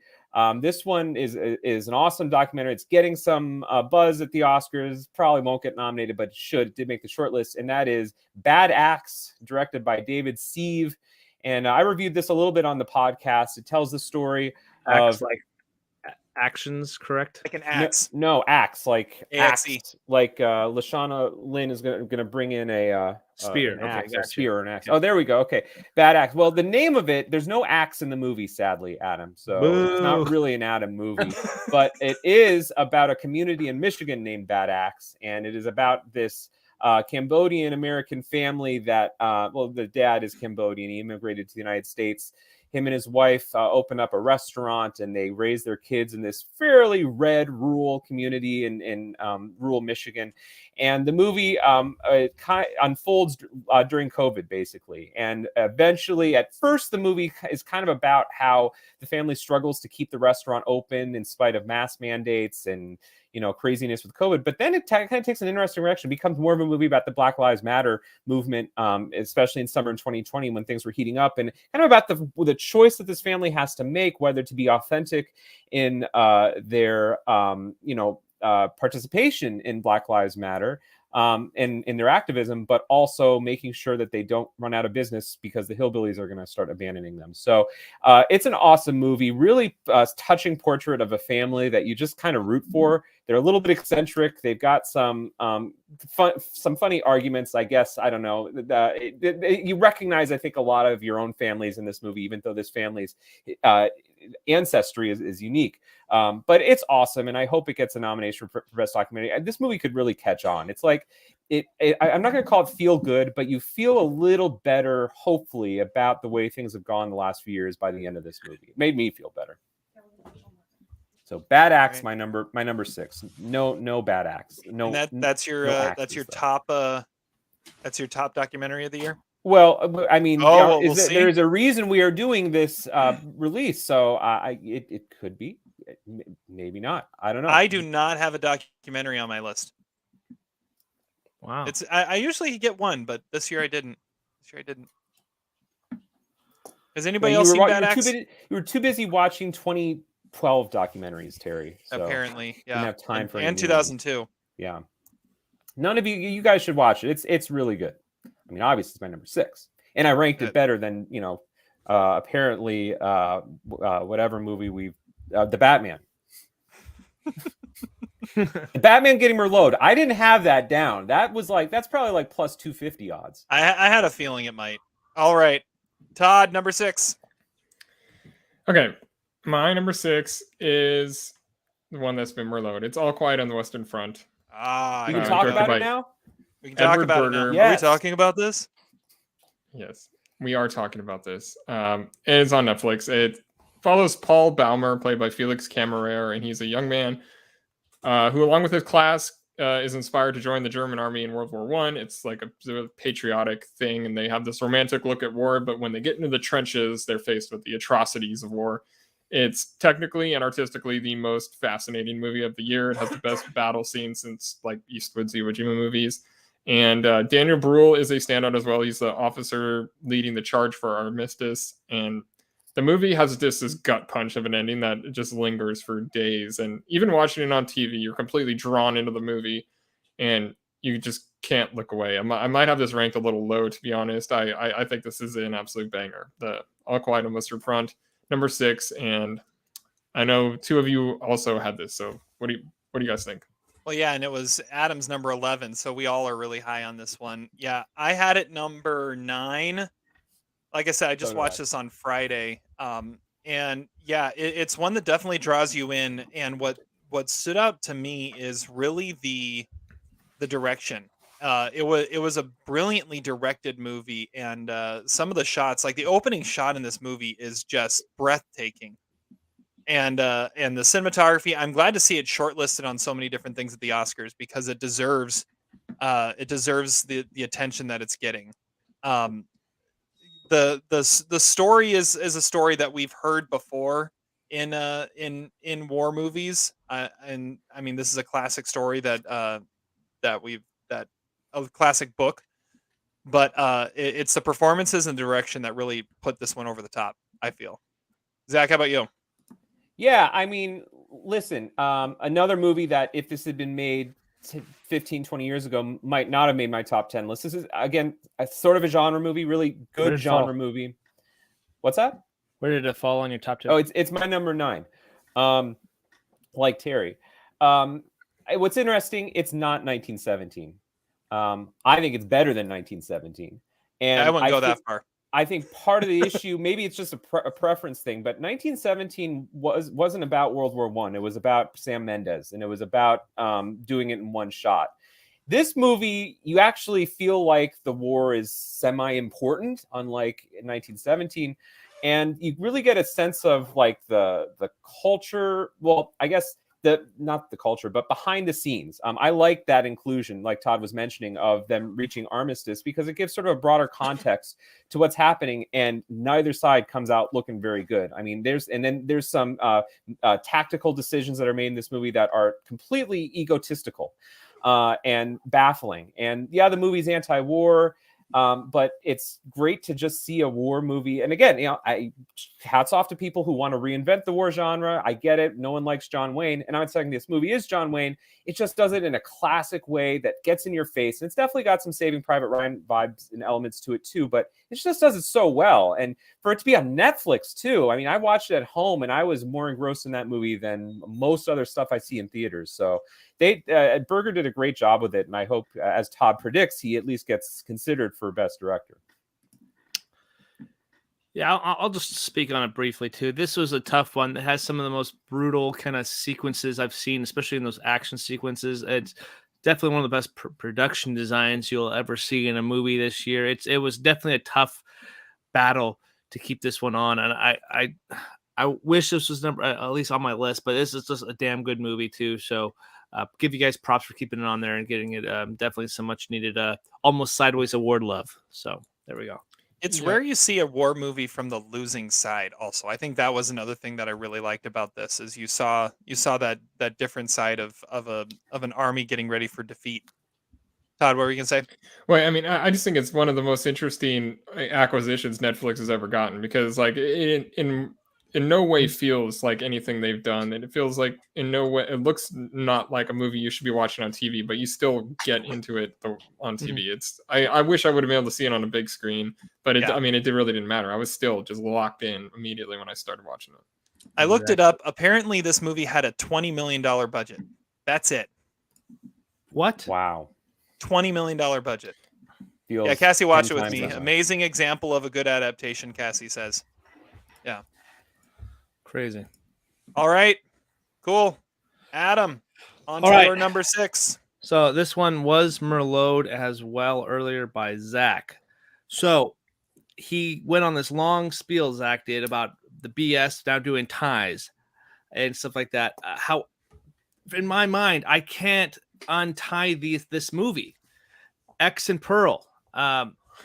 Two different films. It feels like just one giant story for me. Obviously, we got a prequel film with Pearl, and both films directed by Ty West are amazing in their own right. Probably some of my favorite moments of this last year. Put Mia Goth on the map. She got Best Actress nomination for Film Independent, and both films here are just so unique and so different. I prefer X, but Pearl is just as good. It's like, I just couldn't find myself, like, when I'm thinking of one film, I couldn't stop thinking about the other movie as well. And I think that's just a kind of a beautiful thing that Ty West was able to do and to kind of form these two movies. And I'm looking forward to Maxine as well. And it's very unique. Both films are unique and different. And Jenny Ortega is another standout in X, and you got Kid Cudi in there as well. And Pearl is so unique too, because it could have been on our power rankings from last week as well. Best performances with inside performances, right? She had that little stage performance there where she's a star, and that movie had spawned some, like, a meme too, where instead of a Christmas star, they put Pearl on top of their Christmas tree. It's such a unique film experience that I'm looking forward to the next outing. So for me, I couldn't break this tie. It's like I don't like doing ties either, but a couple years ago I did Hush and Don't Breathe, two similar home invasion films that I couldn't separate the two because they were so amazing. And this is what I felt like too. X and Pearl are what I have at number 6. All right, A.O. Scott giving us ties. I think this one's justified, though. I mean, this is like if Kill Bill Volume 1 and 2 came out in the same year. Because it's still, like, not the whole. This is like Matrix Revolutions and Reloaded. Like, this is not, like, these are 2 of 3 movies, and I don't know. I don't think it works. You can't give both of them full credit on our counting, Terry. Okay, fine. We'll figure it out. No, I mean, I think it's Adam can do whatever he says, but I think the issue that I have is just more of a personal one. I think Pearl is a somewhat substantially better movie than X. I would put Pearl on my top 10, not X. In fact, X I have in my rankings at number 31, which I guess isn't terrible, but through the first 45 minutes of Pearl, I thought it was my number 1 of the year. In fact, it probably was my number 1 of the year. Like, the first 45 minutes of that movie are fantastic. And it doesn't feel like any movie you've ever seen, and yet it feels like a lot of movies you love and have seen. It's so different. You're not quite sure whether it's going for parody or camp or like Todd Haynes, like Far From Heaven type stuff, because you feel authenticity in the story and you feel the struggle of Pearl to extricate herself from her parents. And the relationship she has, particularly with her mother, is so dead on. I mean, that is great stuff. I think my issue with the movie is that it turned into a slasher movie. I think I really just wanted a movie about, this Midwestern girl in the Scandinavian community trying to break free of her parents. Like, that was legitimately dramatically compelling stuff, but I do like the second half of the movie too. I'm not as big on the whole, like, Pearl monologue thing. Like, that's cool and all, but, like, that's where the movie kind of strays for me. It's almost like Ty West got to about the 3/4 mark and ran out of ideas just a little bit. And I think the movie resolves itself a little too abruptly. But hey, I'm excited for Maxine. And like I said, it's an awesome movie. It makes my top 10 list, and Mia Goth is great. I still need to see Pearl. I've seen X. I still need to see Pearl. All right, unbreak the tie. Put Pearl as my number 6. There we go. Okay, it's like Kill Bill. right. It is like Kill Bill because Volume 2 is better than Volume 1. But you said you liked X more, Adam. What are you doing? But overall, is the character arc, the character is more convinced developed him. in Pearl. I was like Hilary Swank, and he was like the jury. I won. I can see All it. right. More like that. Okay. Well, we have our top 5s left, but before we get to our top 5s, we have a little break here where we're going to do something a little different that was suggested, and I think it's going to be a lot of fun, where we are going to reveal the top movies of our significant others, whether it be our wives or our girlfriends in Todd's case. So Wives and girlfriends in Todd's case. Wow. exactly. Well, Congratulations, Todd. there you go. Friday night There you is go. for the girlfriends, but Saturday night's for the wife. No, wait, but yeah. All right. So I have we're gonna go. We'll go in order of what we've been doing. So I'll go first here. I have Cassie's top 10. So this who came up with this idea? I think Adam came up with this idea. And as soon as I mentioned it to my wife, she obsessed over it until she wrote her list down. I'm Because excited. I was like, wait, I don't even know if we've decided we're doing this yet. And she goes, it doesn't matter. I'm doing this. I have to do this now because I can't stop thinking about it. So She's this part of is the team. Let's go. she watches a lot of the movies that we end up watching with me, as I'm sure happens with you guys as well. So for Cassie's list, she's got 2 honorable mentions she wanted to shout out: Top Gun Maverick and The Northman. Oh, good call. Number 10, Honk for Jesus, Save Your Soul. Oh, Nice. wow. That was number 6 on my worst of the year list. Number 9, Turning Red. Okay, there we go. That's better. Number 8, Fire Island. Ooh, good one. Number 7, Don't Worry, Darling. Ooh, interesting. Controversial. Number 6, Apollo 10.5. Oh, good call. Number 5, Elvis. Number 4, Hustle. Oh, Adam Sandler movie. There we go. Yeah. Number 3, Babylon. Oh, there we go. Number 2, The Banshees of Inisherin. And number 1, Marcel the Shell with Shoes On. Yes, nice. Wow. Good list. Pretty solid list. That is a list of movies that most of those will not be mentioned, and that's interesting and makes some sense. Just for you, Zach. Just for you, she says. Just for Where's you. the Edgar Allan Poe movie? Come on, Terry or Cassie. Oh, she never watched. She didn't get a chance to watch that one. She only her watched list half is of null it. and void. It's incomplete. Yeah. All right, Zach. I know you don't have a formal list, but Well, this was interesting. So my wife didn't give me one, so I will read what I refuse to think is her. participate. I think was the Refuse wording to you used. participate like she does in our fantasy football league. So it is my thinking of what her top 5 movies are, and really the only thing I have to go off of is she likes female empowerment movies. So if there's a theme, it's that. Number 5, I'm going to say she went with The Woman King. I know she liked that quite a bit. Number 4, Kimmy. Now, I think when we watched this, she kind of fell asleep during part of it, but I think she did like it. I know she likes Zoe Kravitz. Number 3 is Men. I remember both of us came out of that movie at the end. We're like, that was kind of awesome. I think she was really into it. She might actually, true that she probably doesn't remember it. Number 2 is After Sun, which she actually liked more than I did. She had to kind of explain the movie to me. I think I was a little lost during it. So I think because she explained it, that meant that she was paying more attention to it. And number 1, She Said, which I believe she simultaneously cried in and fell asleep at. So that's an impressive feat. Did she fall asleep while crying? Because That would be even better. Yeah, that would have been. But that'd be impressive. Cassie watched 60 movies total this year. That Almost more than Terry usually watches. So that's pretty impressive. I know. She spent a lot of time on our website last night going through the list of what we had watched. Good call. And figuring out which ones she had seen. All right, Todd, what do you have? So I didn't get a formal list either. We just sort of talked about it and remembered what movies that she had actually seen. And so I just have a few that she mentioned that she really liked. She did love Top Gun Maverick, even though she really, really didn't like the original. But I made her watch it before we went and saw the first one, or the Maverick. She also was a big fan of The Woman King. She also was a big fan of The Batman. And the one that she kept saying was probably her favorite movie that she saw this year was called Run, Sweetheart, Run.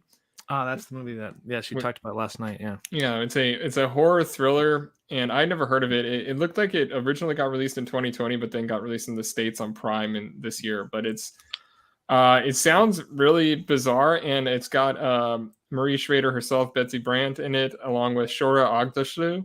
So I'm gonna eventually watch this movie. It sounds interesting, but yeah, I never heard of it, but that was the one that she kept saying like she really, really liked. So. She is a horror junkie. This has to be our come to the stable, right? Oh yeah, we may need to review this one at some point. I like that. I think she would dig it. She should be a guest on that on the episode. All right, okay. Adam, how about you? So I gave my wife this task too. My daughter actually wanted to be a part of it too. Her favorite movie, Evelyn's favorite movie last year, is Avatar 2. So there's the shout out for that movie. Nice. So The Way of the Water, that was her favorite one. Turning Red got mentioned up there as well. So, and she also is a big fan of Jurassic World Dominion. I'll just throw out there, my kids are currently obsessed with Strange World, which is now on Disney Plus. That's a good one. My wife, though, I forgot a movie. So Bullet Train is her honorable mention. Number 10 is The Stranger. Number 9, Hellraiser, the new Hellraiser movie on Hulu. She pushed herself to watch it and she loved it. 8 is her documentary. It's Our Father on Netflix about the doctor who used his own sperm to impregnate people. 7 is another Netflix movie called I Came By. It's another really good one. 6, The Valet. 5, Look Both Ways, which is another Netflix movie she really loved. 4, The Woman King. 3, The Black Phone. 2, Black Panther 2 or Black Panther Wakanda Forever. And number 1, Barbarian.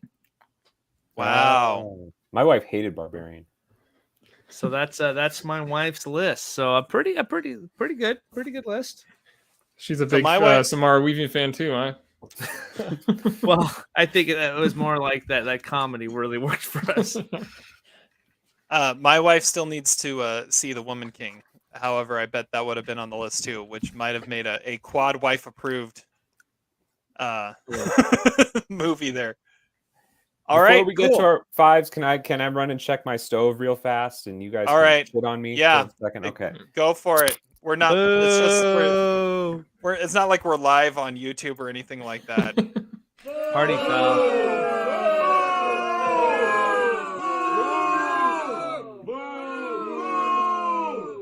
How long does this last? There we go. A lot of booze for Zach as he leaves. That was pretty cool. I like doing the wife list. I thought that went really well. Shouts out some movies that we probably wouldn't mention, but it's good. Good to throw out there. It's true. It's true. While we wait, I had my daughter actually look at. I have a whole top 10 list. Of my go daughter. for that. Go for it. I want to hear it. Number 10, The Valet. Number 9, you have some influence there. The Black Phone, because she was like talking to strangers, like this is why you don't talk to strangers. So we showed her this scary movie, and she hasn't done it since. So 8, Beast with Idris Elba, with the Killer Talayan movie. Wow. Okay. Yeah. Lovely. 7, Turning Red. 6, Bring It On. Cheer or Die. That's the movie apparently that she watched. I guess I don't know how she watched that movie, but that's what she wrote down. 5, Halloween Ends, but yeah, that's I don't know how she watched that one. 4, Firestarter. Nudge, nudge. Yeah, I know she watched Firestarter. Yeah. 3, Nope. 2, Jurassic World Dominion, and number 1, Avatar 2. So wow. So I don't know where half those movies came from, but yeah, at least that's what she watched. Supposedly. That is impressive. Zach, I think I think she just liked the movie because I gave her my letterbox. I'm like, here, which movies write down the movies you watched, and I'm pretty sure half of those movies were like probably the best poster. Probably. On letterbox. You would hope so. Zach, you missed Adam's daughter's top 10. I thought it was Avatar 2. Well, that was her number 1. He gave the whole top 10. This is what she wrote down. Yeah. All right. I'll read it later. She's a fan of Firestarter. Nice. Glad some love for Firestarter. Yeah. Time for the top 5s. Starting with me, my number 5 is RRR. The international sensation. I kept on hearing about this, and I watched on Netflix. I'm like, I got to see what this movie's about. And it is just an insane, crazy thrill ride for 3 hours. And it is so much fun. It tells the story of these 2 guys who are bitter enemies but don't know it, and they end up becoming best friends, and then they have to deal with do they keep with their friendship or do they keep with their duty? It is it's a cool story, but also just the way they blow this out to the extreme is so much fun. The music is great. My kids are obsessed with Natu Natu. Yeah, it's an awesome movie, and it's my number 5. Made the top 5. And Adam's missing. Adam But that's rushed to okay. go see it. He's going to get all 3 hours of it in because It's, Oh, he's on back. this podcast. It's fun. I wish I had seen it on a big screen because like Yeah. watching it with the bad dubbing and stuff is kind of distracting. But it is definitely a spectacle and something that I've never really seen before. But I'm not entirely sure it worked for all 3 hours. But it definitely was a lot of fun. Natu. Yeah. You didn't watch that with your kids, did you? No. I just showed them the song, and then yesterday they found some tutorials, dance tutorials on YouTube, where you can learn the dance Natu Natu. It's What's the best dancing scene of 2022? Is it from RRR or is it from Wednesday? Very big TikTok. Oh, TikTok things. I haven't. I think you're the only one that's seen both of those. So well, that was a dumb question to ask then, as it was. All right, Zach, number 5. Did Rob Zombie have a dance scene in The Munsters? That's really the big takeaway so far of this podcast. That Rob Zombie made an adaptation of The Munsters in 2022. It's horrible. He was supposed to be making a know. sports movie. I think he's still scheduled to do that. Yeah, not so good. Anyway, my number 5 is my latest addition to this list. It kind of blew up my list this week. I have not talked about it on the podcast. It has a grand total of 267 votes, so I'm doubting It's a true Zach movie. it will be a Merlot. Hey, you had to do it. We needed the sub. Now Todd could still throw out a random Asian movie with under 1,000 votes as his number 1, so that's still in play.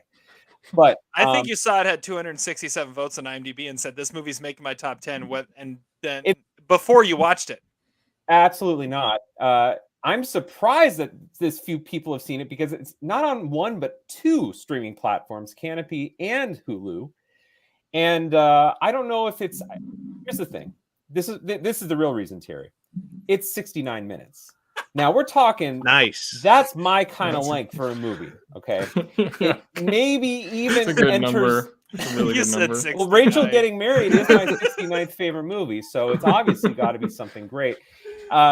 We are entering some questions about is this a movie? But Petite Maman was like 70 minutes, wasn't it? And Todd had it high on his list last year, so I'm going with it. The real reason why it might not be a movie is that it's kind of a mixture of documentary and essay film. It is a film called 3 Minutes, A Lengthening. And it's not a sexual entendre, Adam, so just get that out of your mind. But 3 Minutes, A Lengthening is, you see there, it is not as in double entendre. It is actually a really beautifully powerful documentary-ish. There we go. That's almost the spelling. I think we'll go along with it. It is about a discovery of home movie footage by this guy who, was looking through his grandfather's stuff, and the footage ended up being of a Jewish town in Poland in 1938. And he looked at this 3 minutes of footage and basically wanted to find out more about it. His grandfather took the footage, and it was his grandfather's hometown, but obviously basically everybody in the 3 minutes of footage you would assume lost their lives during the Holocaust because the Nazis invaded shortly after the footage was shot. The filmmaker's grandson, in this case, his name is Glenn Kurtz. He donates it to the Holocaust Museum, and the whole movie, the whole entire 69 minutes, is just the 3 minutes of the footage. There's no cutaways, there's no interviews, there's no stock footage or B-roll or anything like that. It's almost like the exact opposite of what Claude Lanzmann did in Shoah, where he didn't show any archival footage. It was all interviews for 10 hours, but this is thankfully only an hour and 9 minutes. In a way, it's kind of like that. I think The Night and Fog, maybe of this generation. If you're familiar with the Alain Resnais film, that's like 30 minutes long, but it's unforgettable. This movie is also just unforgettable. You watch this footage over and over and over again. It's almost like the Zapruder film or something. You get to know all these people. Except you really don't find out their names and you don't find out what happened to them, I think you can assume what happened to them. It's deeply unsettling. It's deeply disturbing to watch. There's accounts that are read, and there's one account where literally the camera zooms in for about 5 minutes until the footage gets super grainy and it's unrecognizable. And it's really true. It's the stuff that you imagine when you hear dialogue like that or narration like that just is more vivid than anything any filmmaker could capture. So again, essay film, non-narrative film, documentary. I don't know what it is, but the filmmaker's name is Bianca Stichter. And her and Glenn Kurtz, I think, have done an amazing testament to the memory of Holocaust victims and Jewish populations that were liquidated in the 30s and 40s. And it's a beautiful piece of filmmaking. I don't know what it is, but 3 minutes of lengthening is definitely deserving on my top 10 list. It's a comment that came in from Cassie. There we go. Canopy only really counts if you're a librarian or a movie geek.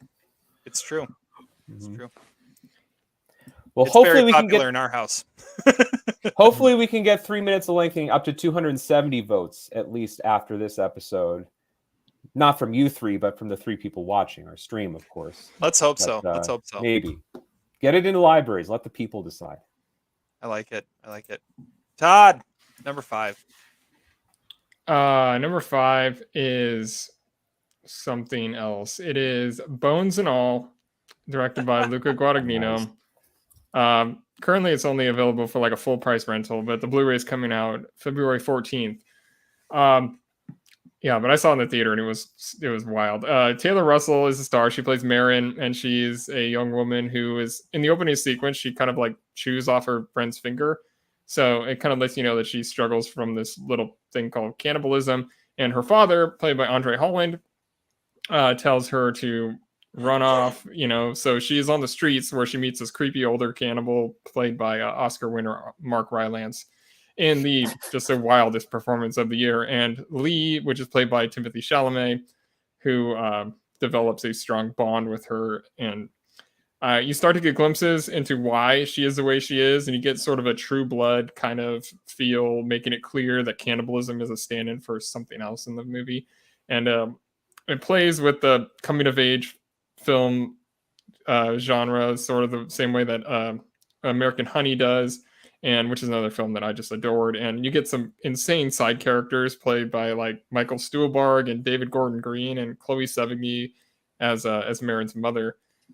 It's there are images that I'll never forget, and I'm positively like shocked at how good this was. It's also a little strange, Luca Guadagnino's making a cannibal romance with Timothée Chalamet when he was in a romance in a movie and Call Me by Your Name with a real life cannibal. So it's a little weird, but either way, this is it was the biggest surprise of the year. Wow. And it's like the Ryan Murphy-ish like sensibility. The only thing holding it back from being like a bona fide 4-star masterwork, but it still is it's a killer, and I love Bones and All. Number 5. That's a great connection you made there that I hadn't thought of, but that was brilliant. Zach, yeah, it was definitely in my mind watching some of those scenes. I was like, yeah, this is weird. Yeah. Oh man. Wow. Haven't seen it yet. This ranked as my 8th worst movie of the year. Probably the Margaret of this generation. It's awful. Rylance would be my worst supporting actor. A comment from one Zach Saltz on the YouTube feed. Wow, Todd with cannibalism hot take. I like that emoji of you. That's nice. That's nice. Anyway, you're commenting. Are you watching us while we record it, Zach? Yeah, it's fun. That's brilliant, Cassie. Cassie says that is a bona-fide review. Wow. Well, see, I mean, what I love about it is I knew Zach was going to hate it, and I know that it's going like half the people that watch it are going to think it's like an abomination, and half the people who watch it are going to think that it's like an all-timer. So I don't know. Yes, Cassie, this is the one you heard about.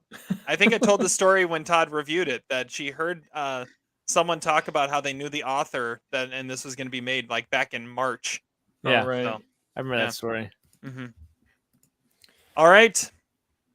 Moving on. Adam, number 5. All right, let's talk about it, Terry.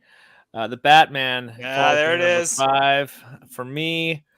All right, so this movie, a lot of people criticize Robert Pattinson for being casted in this film, and also the Nirvana song that played over it. But it's a solid dang Batman movie. It is very self-contained and isolated. It is by far the best comic book adaptation in the last few years. It's a shame what DC is like. There's a mess right now, but this is definitely the bright spot of what's going on with their company. I love seeing all the different supporting characters here. Paul Dano does this great turn, doing his own portrayal of the Riddler, not really borrowing anything from Jim Carrey's from Batman Forever. We also see Kravitz doing this great job as Catwoman here. There's her third or the fourth actress to play that character and bring something a little different to it as well. Colin Farrell being unrecognizable as the Penguin is brilliant casting there too. I think it's just a really cool noir film. It's definitely long, but it's based off a very long kind of comic book. Has placed really long, has ties to the Long Halloween or the last. It's something definitely brings a lot of villains into it. I can't remember exactly what the comic book it ties into, but it's a dang fascinating movie that is really entertaining, especially as a comic book / Batman fan. It's one that I couldn't stop thinking about. And the best review of all, the best moment I've had of this movie is that we were watching it, and there's parts where it seems like it's going to end. And my wife's sister was watching with us, and she does one of these numbers. I'm like, what? What's wrong? She's like, it's long. I was like, yeah, but I love it. She's like, it's good. I just wish I was at home. So that was her take on the movie.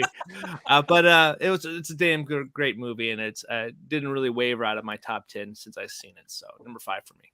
Terry? Yeah, I had it at number 7. This was probably I'd say the coolest vibe of any Batman movie, or maybe any comic book movie I've seen, because it does something so different. Yeah, I am vengeance. I am the knight. I am Batman. Yeah.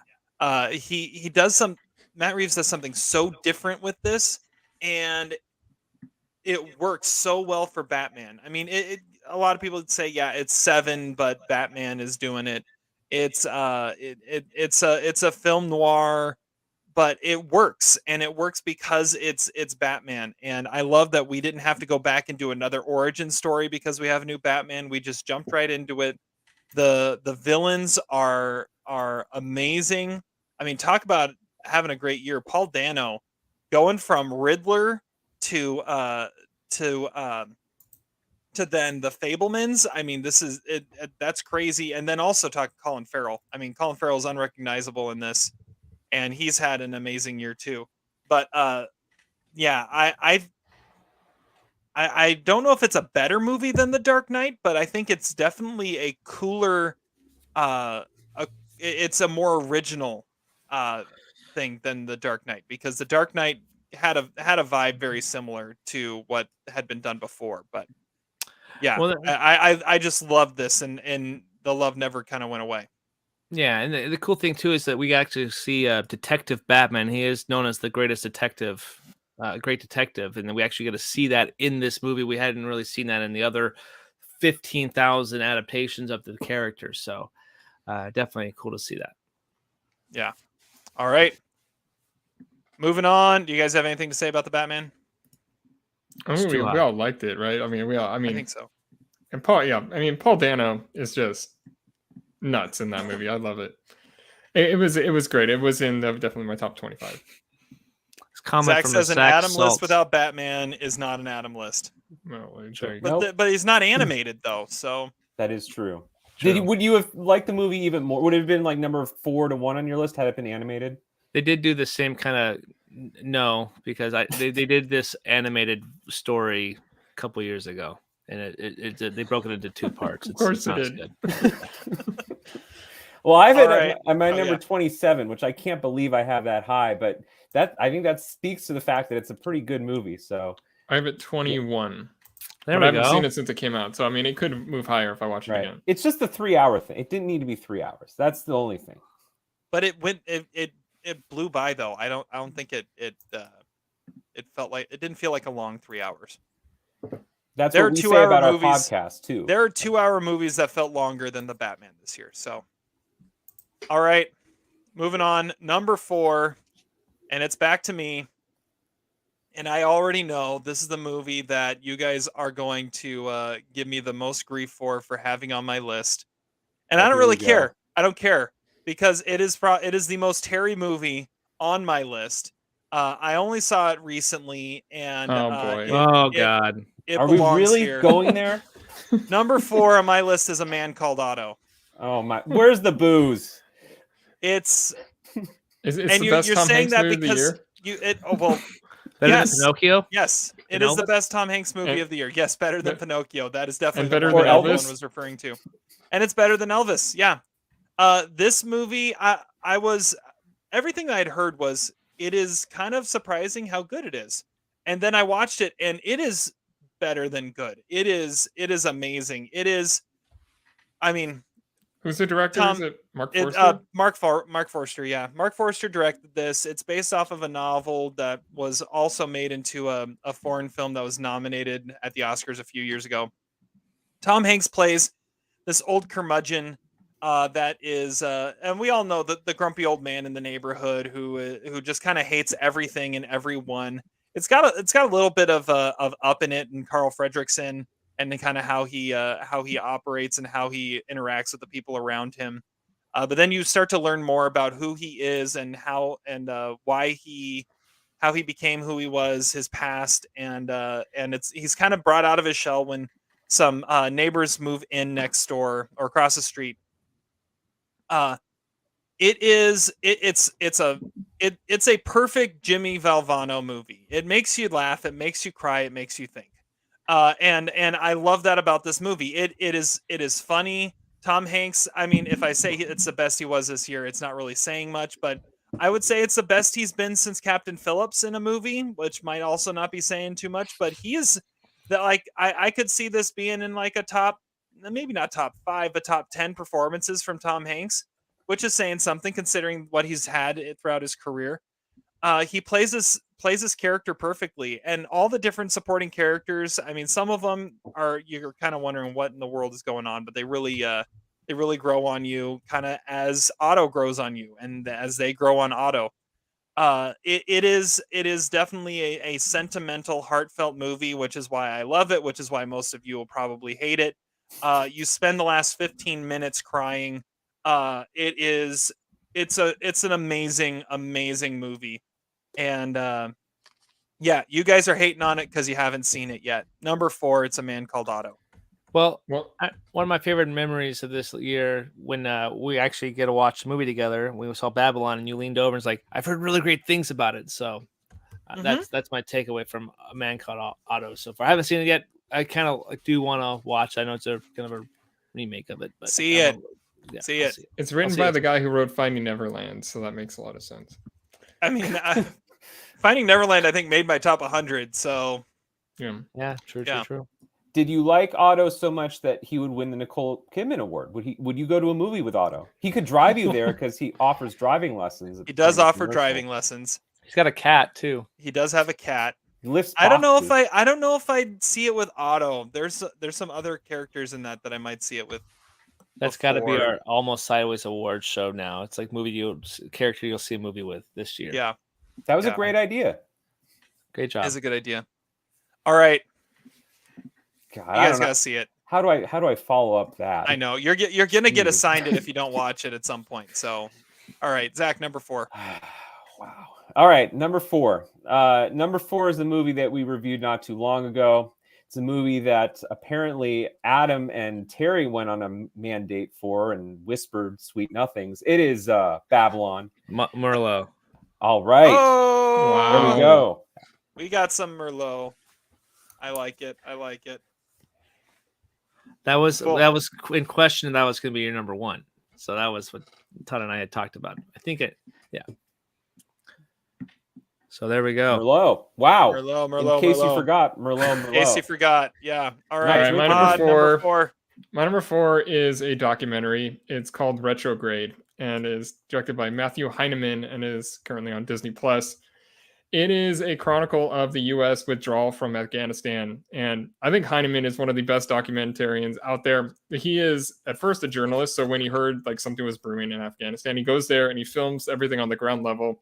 It's astonishing because of how close he gets with both sides. He interviews the Americans that are making the decisions and like relaying the orders to the officers in disbelief. He also gets close to like Sami Sadat, who's the Afghan general, and also the citizens who are trying to escape the Taliban. You get the full scope of the situation, and it like the withdrawal and what it did to everybody involved. And it's about war. It's about like the power of the human spirit and like standing your ground when you're facing something horrible on the other side. It's easily the best documentary I saw in 2022, and the first to firmly be in my top 10 since 2016. I thought Retrograde was a masterpiece. Nice. Yeah, I forgot about that. I've heard great things about it. I hadn't seen it. So was this shortlisted by the Oscars? Yeah, it was. I mean, it's popped up ever it's needed to, but it is yet to be like one of the to win anything big yet, which is kind of unfortunate. But it is one of the like whatever 10 or 12 that are shortlisted, and it's nominated at the Critics' Choice, I think. Did this actually end up being a good year for documentaries? I mean, I have 2 on my list. Todd's got 1. Like, and we haven't even mentioned Descendants or some. I know you guys weren't huge on the Laura Poitras movie, but I mean, there's some high profile docs out there this year. Yeah, I mean, I've had a few that I liked a lot. I like Senior a lot, and I liked Art and Crimes by Crimes, and obviously Jackass Forever, if you count that as a doc. Senior and Fire of Love are the 2 highest on my list. Yeah, I like Fire of Love too. What's up, Just Mike? Good to see you. It's been a while. Hey, hope you're doing well as well. All right. Well, Adam, it's time for your number 4. Perfect. This was Merlot, and it's probably going to get Merlot again. I have Tar. Merlot. Oh, we got more Merlot. Keep it coming. All right. Now. All right, time to move on. That means we're moving on to number 3. And number 3 on my list, I don't know, it might be Merlot. We'll see. Number 3 on my list is the Banshees of Inisherin. Merlot. There it is. Oh, that's 6 now, I think. Wow. I said 7.5. It's still possible we get more. All right. So that means we're moving on to Zach, number 3. Well, Adam didn't have to wait long because my number 3 is Tar. Oh, I thought this was number 1. It's pretty fantastic. I mean, everything that we had a good conversation about it. Todd, I don't think Todd was there for it, but it was fun. No, I think I'm thinking back. I saw it before you guys, so I couldn't say anything about it. That's what it was. There was something off about that. Adam, I think, was the most recent watcher of this movie, and obviously he has it high on his list, and I have it on mine. And it's an awesome movie. And you know, Cate Blanchett, great, all-time great performance. Cool story today from the New Yorker, cool profile of Todd Field that basically tried to refute the argument that he's done nothing for 20 years. It kind of detailed and cataloged exhaustively all of these things that he tried to move off the ground that just were stuck in development hell over the last 20 years. Interestingly, there's an anecdote where he says that he didn't like the fact that Harvey Weinstein got in the bedroom and he was crying about it. Tom Cruise came to him and said, listen, show the movie, Harvey's version of the movie with test audiences and have them poo-poo it after the movie got great reviews at Sundance. And then you'll get your own cut of it. And he did that and it followed. Anyway, I'm sorry. It has nothing to do with Tar, but it's a cool story about William Hoffer's half-brother, Tom Cruise. Anyway, Tar. Yeah, Tar's a great movie. It doesn't have Tom Cruise in it, but it's still a great movie. And Cate Blanchett is, she's going to win her 3rd Oscar. This is the movie that I wish the Oscars would embrace. It's a movie that is about the Me Too movement, but it actually shows a lot of complexity. And it's so well written, and the movie, you don't know where it's going. There's sequences in it that are just mesmerizing. I think it ends beautifully. Regardless of if you like the movie or not, you're going to have something to say and think about it. It's a Jim Valvano movie, except for maybe not the laugh and cry, but think. Did you steal that Jim Valvano line from me, by the way? I think I said that. You've used it podcast. before. Can we You've come used up it with before. the Jim Valvano? Let's do the Jim Valvano Award for the movie that can make you laugh, cry, and think. It's not Tar, but it will make you think a lot. And I thought a lot about it. I'm still thinking about it. It's a masterpiece. All right.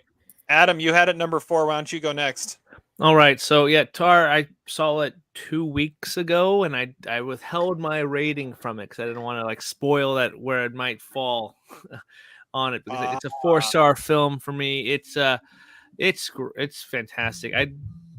Thinking into it, there's one movie I was like, I'm not sure I'm gonna like this movie, and then I watched it and I was just kind of blown away, mesmerized by Cate Blanchett.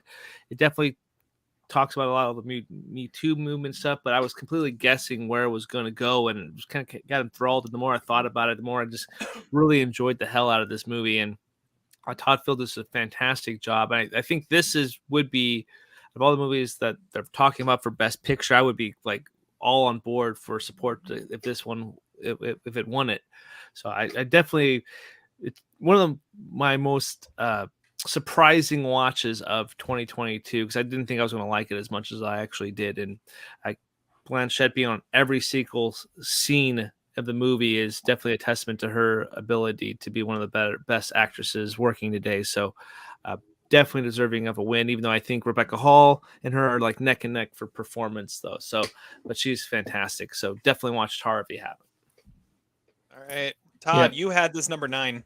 Yeah, I had it number 9. I mean, Todd Field's both of his first 2 movies are on my top 100. This one isn't as good as those, but it's a different kind of thing. It's like expansive. It's Kubrickian in his scope and sensibilities, and the scene at Juilliard is the best scene of the year, like by far. Like, I mean, there's nothing that touched that ever since I saw it, and it digs deep into things that you don't really want to hear or talk about, but you're just hypnotized by it, and I mean, your jaw is on the floor watching it. It was, I think, I've never felt quite the way I did during this. I don't think all of it works, but it doesn't really have to. I mean, you're going to get something else out of it. Everyone's going to get something out of it. It's only divisive because if you can't get past the message of the movie, but I mean, it's a master making his thing at the top of his game, and it's an amazing movie. I can't wait to watch it again. I've only seen it once, which is because it's still not streaming anywhere, unfortunately, but I do think it is a truly remarkable piece of art. Yeah. I'm the one that doesn't have it on my list. I know you can boo me if you want. I need to watch it again. It's in my top 30 right now, but again, it's one, if there's ever a movie this year that needs a rewatch, it's this one. There's several movies I think you could say that about, but this is definitely one of them. So yeah. So I love this term too. Kubrickian. That is an awesome term. Yes, it is. It is. So Tar number 30, A Man Called Otto 4. 3. No, 4. 3. 4. You're right. 4. I like it. Yep. You're being authentic, Terry. That's the important thing. Lydia Tarr had a problem because she wasn't very authentic. She was a phony. But Terry is the real deal. You know what to expect from me. Let's put it that way. You weren't friends with Lenny Bernstein, so that's good. I'm really disappointed that I didn't get an extra point for the EGOT category last week, Adam. I said Lydia Tarr. She is a real person, according to most people. So I think I should have gotten a point. I should have won that trivia. I still would have beat you because I won by either 1 or 3 or 7 points or 5 points. Yeah. 5 points. And you get lost a point too because you didn't watch the right movie. Yeah, but I made a funny comment during trivia, so that should be extra. Good point. I was also going to say it was fun talking about this movie when we were doing our most anticipated movies of the year, because it was my number 1, and then Todd put Clerks 3, which is just hilarious that ended up being it was funny at the time. It's funnier today. But it's really great when your number 1 most anticipated movie of the year actually delivers, like this movie absolutely did, and was totally unlike anything I was expecting. I remember that list. I said Babylon number 1. You're like, I don't think it's coming out in 2022. I remember that. Some bad predictions from the Oscar fortune teller. All right, Todd, I think you're up next, number 3. So for number 3, I have it's Top Gun Maverick. Merlot. Okay. Oh, double Merlot. Wow. Merlot. Gonna blink twice as long now. I know. All right. I mean, Zach, you're up next. Number 3. Oh, no, No, not it's Zach. Adam. Adam. Wow, Getting cut all him out of off. sorts here. Adam, number 3. What's mine? Oh yeah, I had. Well, I didn't make the slide for it yet. Yeah, this is definitely the highest I've had it. Any horror movie this year. It's Barbarian. It's making its list here. It's Oh, definitely an Adam movie. nice. It I is love it. freaking fantastic, man. I didn't see a single trailer for this. I just remember listening to you guys' podcast and hearing that Adam is going to love this movie, and I watched it when it came out on HBO Max. Didn't see a single. Again, trailers suck, by the way. Don't watch trailers. You'll like movies a lot better that way. So didn't watch the trailer. My wife and I watched it, and we're like, okay, cool. This is going cool. I think the guy who Skarsgård's going to be the killer here. Then all of a sudden, what the hell just happened? And it goes into this like weird Me Too thing with Justin Long. I was like, okay, cool. He's despicable. Yeah, very punchable face there. Yeah. Okay, cool. Yes. And then all Maybe of a the biggest sudden, it goes into this freaking yeah. thing with amazing Richard Brake coming in here too, and it's like, holy cow! It's one of those movies that I'm trying to be very secretive of where the plot goes, because it takes a twist and turns there that is completely an Adam movie. It a very enjoyable horror film that kept me on my toes. I didn't know where I was going, and it's just a bloody good time. And yeah, go hug your mother. That's just that somebody just wants to be a mother, just wants to baby a kid. So yeah, just be nice to your mother. There you go. That's what I'll say. I love that this is on your list. Yeah. And you say it That's was amazing. Arlette's number 1 as well, right? Yeah, she was right there with me too. She loved it just as much. So you're revealing something also, that the Black Phone is not on your list, even though I know you gave that 4 stars. So. I updated it, my list. I updated the rating. No, you Was there a rewatch of Uncle it? Zach. I did a rewatch of Black Phone. It is fantastic, but I couldn't get it. I thought X or Pearl, and Barbarian were all, and Nope were all better horror movies. Evelyn liked it though. It was on her list. Yeah. Did she like it more than Firestarter though? I can't remember. No, where that Firestarter on was the- higher than Black Phone. All right.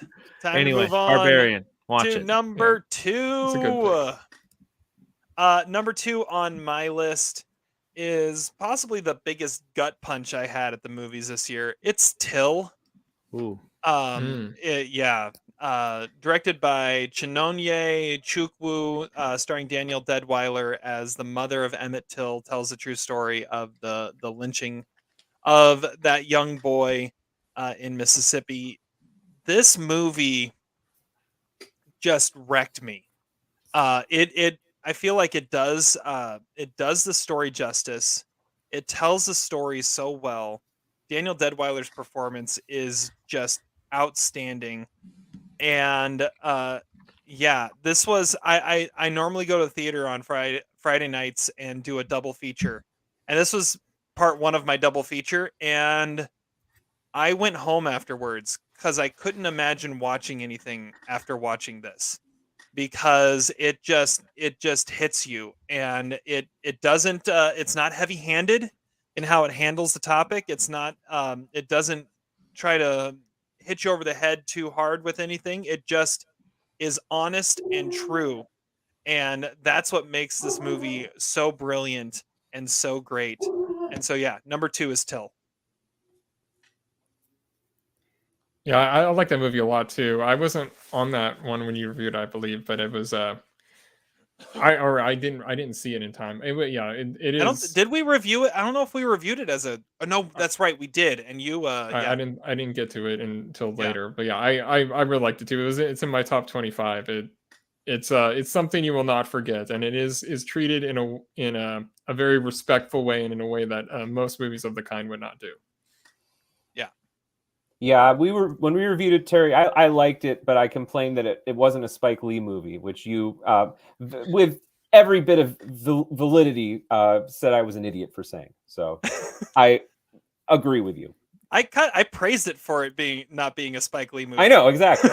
It probably does work better as a non-Spike Lee movie, but I really would have liked to have seen what he did with that character after the main events of the movie. But Maybe that's the movie that needs to be made. I haven't seen this one. I haven't seen this one yet. Oh, you need to watch it. It's a necessary watch, and it kind of disappeared pretty quickly, and it's kind of been forgotten about in a lot of ways, and which is a bummer. Is it Because streaming it's- anywhere? Not I yet. don't know if it's streaming anywhere yet. I don't think so. Looks like just rentals. Yeah. Full price rentals. Okay. All right, number 2 to Zach. All right, number 2 is Happening by Audrey Diwan. It is the story of a young woman in France in the early 1960s, at a time when abortion was illegal in France. She's played by Anna Marina Bartolome, and what I would consider the best performance I saw in any movie this year. And she is in urgent need of an abortion. She has an unwanted pregnancy, and of course, they're really hard to come by. She's a university student, and she feels as though having a kid at this time of her life in her early 20s will derail any hope for a career. And she has a lot of ambition and lofty goals in her life. Her parents have a lot invested in her too. There's some really quietly powerful scenes between her and her parents. Of course, she keeps it from them, this vital piece of information, but I like that the director, especially the first 45 minutes of the movie, really gives you a glimpse about who this young woman is. We really find out a lot of information about her. We also find out that she's not an easy person, I guess. Like, she's definitely someone who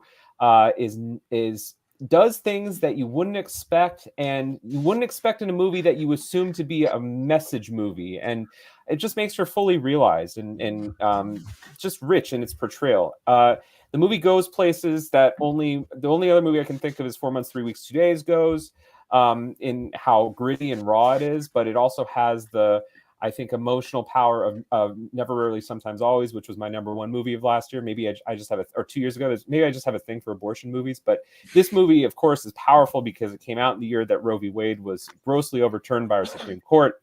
And it just makes it for all the more impactful of a movie, although it would have been impactful even if that event hadn't happened.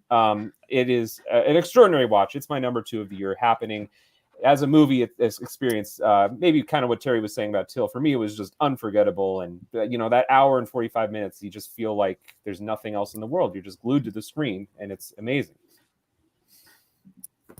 I don't watched this one yet. I don't think anybody has seen this. So. No, I've not seen it. Yeah, it was one of the ones that I was on the few that I wanted to watch before, and I didn't get to that one. Yeah, I think this is one of the we mentioned it. Like, we thought this was gonna be like your number 3 or 4, but it's definitely one that we knew that's gonna be pretty high up on your list. So definitely it's one that I need to watch as well. Yeah, I remember Zach saying that Babylon and Tar are the only 2 movies that are going to be remembered as the masterpieces of 2022. So, and those were not his 1 and 2. So, will this movie get remembered? It's not even getting remembered by the French official submission committee. I mean, they didn't even go with it. So, and with all due respect to Saint Omar, it's a much better movie than Saint Omar. But I hope it gets more remembered because it obviously has an importance in the world we live in, sadly, but it's also a great movie. But apparently I'm the only one on this podcast who saw it. So all right, well, speaking of French movies that didn't get shortlisted by France, my number 2 is called Paris 13th District. It is by my favorite French director, Jacques Audiard. It just this morning popped up on Hulu. I saw that, and this is actually co-written by Celine Sciamma. So it has a decent amount of pedigree around it, but apparently nobody has seen it. It stars Lucy Zhang, who gives one of my favorite performances of the year, and she's a call center operator, and she rents a place with Camille, who's this guy who crosses paths with the student played by Nomi Merlant, who is also in Tar, but she's mistaken for a cam girl played by Jenny Beth. It's one of those interlocking story films, which is something that we got a lot of like a decade ago, but we haven't really gotten a good one in a while. This one's absolutely brilliant. It's 3 women, 1 man. They're all sort of strangers. They're all sort of lovers.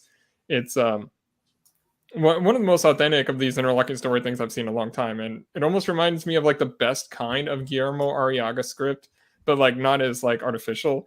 I have no idea why it's being ignored and why nobody's seen it. I saw this back in July and it just like floored me, and I loved it. It's one of the most memorable things I saw this year. And so it's on Hulu. Everyone should watch it. Yeah, I never even heard of this one, so that's awesome. Not the French movie I thought you were going to go with. But do you think this movie will be remembered as a masterpiece generations to come?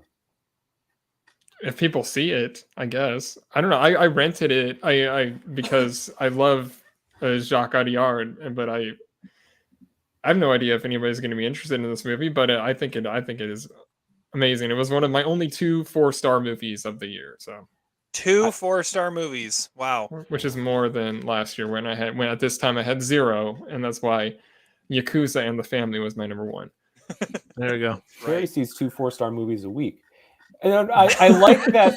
I like that Todd's list always has this. There's always some relatively obscure foreign movie that none of us have heard of. Although Adam pulled that shit a couple years ago with the drinking movie, but like And New Order last year. that's right, New Order. I still haven't seen that. But I love it. This is what we're here for. Is the picks that are out of nowhere. Exactly. Like I said, this is our watch list for the next 6 months. My favorite comment from the New Order one was this: "Wedding and Massacre, perfect Adam movie." It's like Rec 3. Yeah. All right, Adam, what's your number 2? Well, we're gonna take a trip in the danger zone. We're taking Top Gun Maverick out right Merlot. now. Wow. Wow.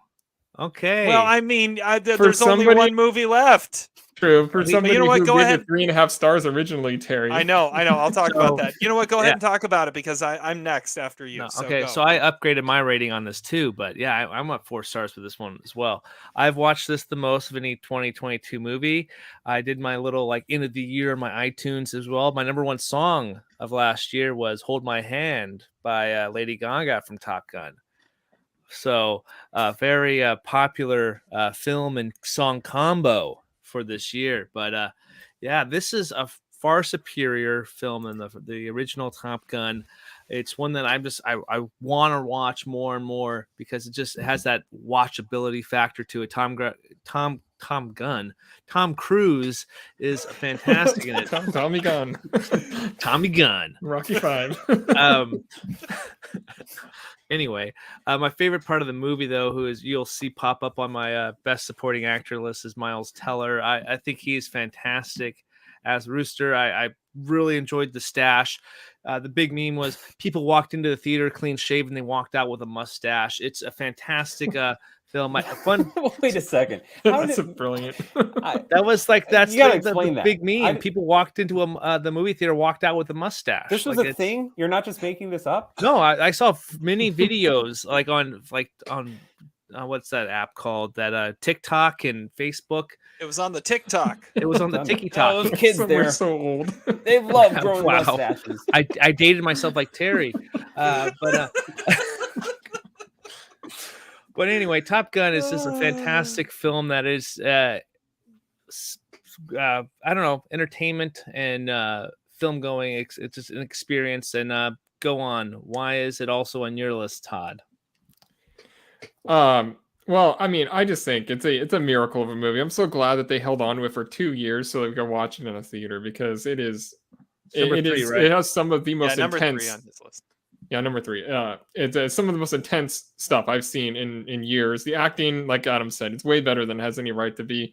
It in every single way surpasses its predecessor. And like the scene with Val Kilmer is just devastating. Heartbreaking. And the relationship with Penny is like quirky but also kind of real. And obviously Miles Teller is always great. I think it's the best blockbuster since The Last Jedi. I think Top Gun Maverick is the real deal. It's amazing, and I'm sure I'm obviously not alone in saying that. So, well, now it's my turn because it's my number 1 of the year, and yeah, so this movie, yeah, when I first watched it, I gave it 3.5 stars, and thought, there's something there. It could have been a little better, and then as I sat on it, it just kept getting better and better. And every movie I watched that was great, I said, it's great, but it's not Top Gun Maverick. And I mean, I don't think I've seen a movie more than once in theaters since college. I saw this one 3 times in theaters, and I actually wanted to see it more. I would have loved to go back and see it again and again and again. I mean, you when you go to the movies and you see this movie, Tom Cruise would come out and say all the stuff beforehand of, I'm so glad you're seeing this in the movie theaters. And it's why you go to the movies. It's why you watch movies, to watch stories like this, to watch movies like this. It's intense. It's fun. It's heartbreaking. It is the best of the year. And yeah, this is one where I have no idea how the hype actually lived up and exceeded. And I love the first one, right? Like the first one was in my top 100 of all time. And this one, I think it has surpassed it, which is insane to even think about for me. It's a top 100 movie now. It is like the most watchable movie you could possibly think of. So my number one, Top Gun Maverick. Nice. Question is, what's wrong with Zach? He gave it 3.5 stars too. I'm still on the mustache thing. Like, it's a very different connotation if you're talking about the 80s Top Gun. You want to grow a mustache after seeing it, but no, I mean, obviously this is a great movie. I think the real question is over under amount of time, statute of limitations until we do a deep dive of this. I mean, it sounds like we're in Uncut Gems territory here, where it may be necessitated 6 months from now on Paramount Plus. When we did the 6-month anniversary deep dive of Uncut Gems. Well, it's already been over 6 months since this came out. True. It has. That's true. But this isn't on 1 video month, yet. 1 month or the 1 year anniversary. That we could do that. 1 year anniversary. I will say, I know it's on my list. I'm a loser. You can boo me. If that movie won Best Picture, I would be so happy. It would be absolutely fantastic if that won Best Picture.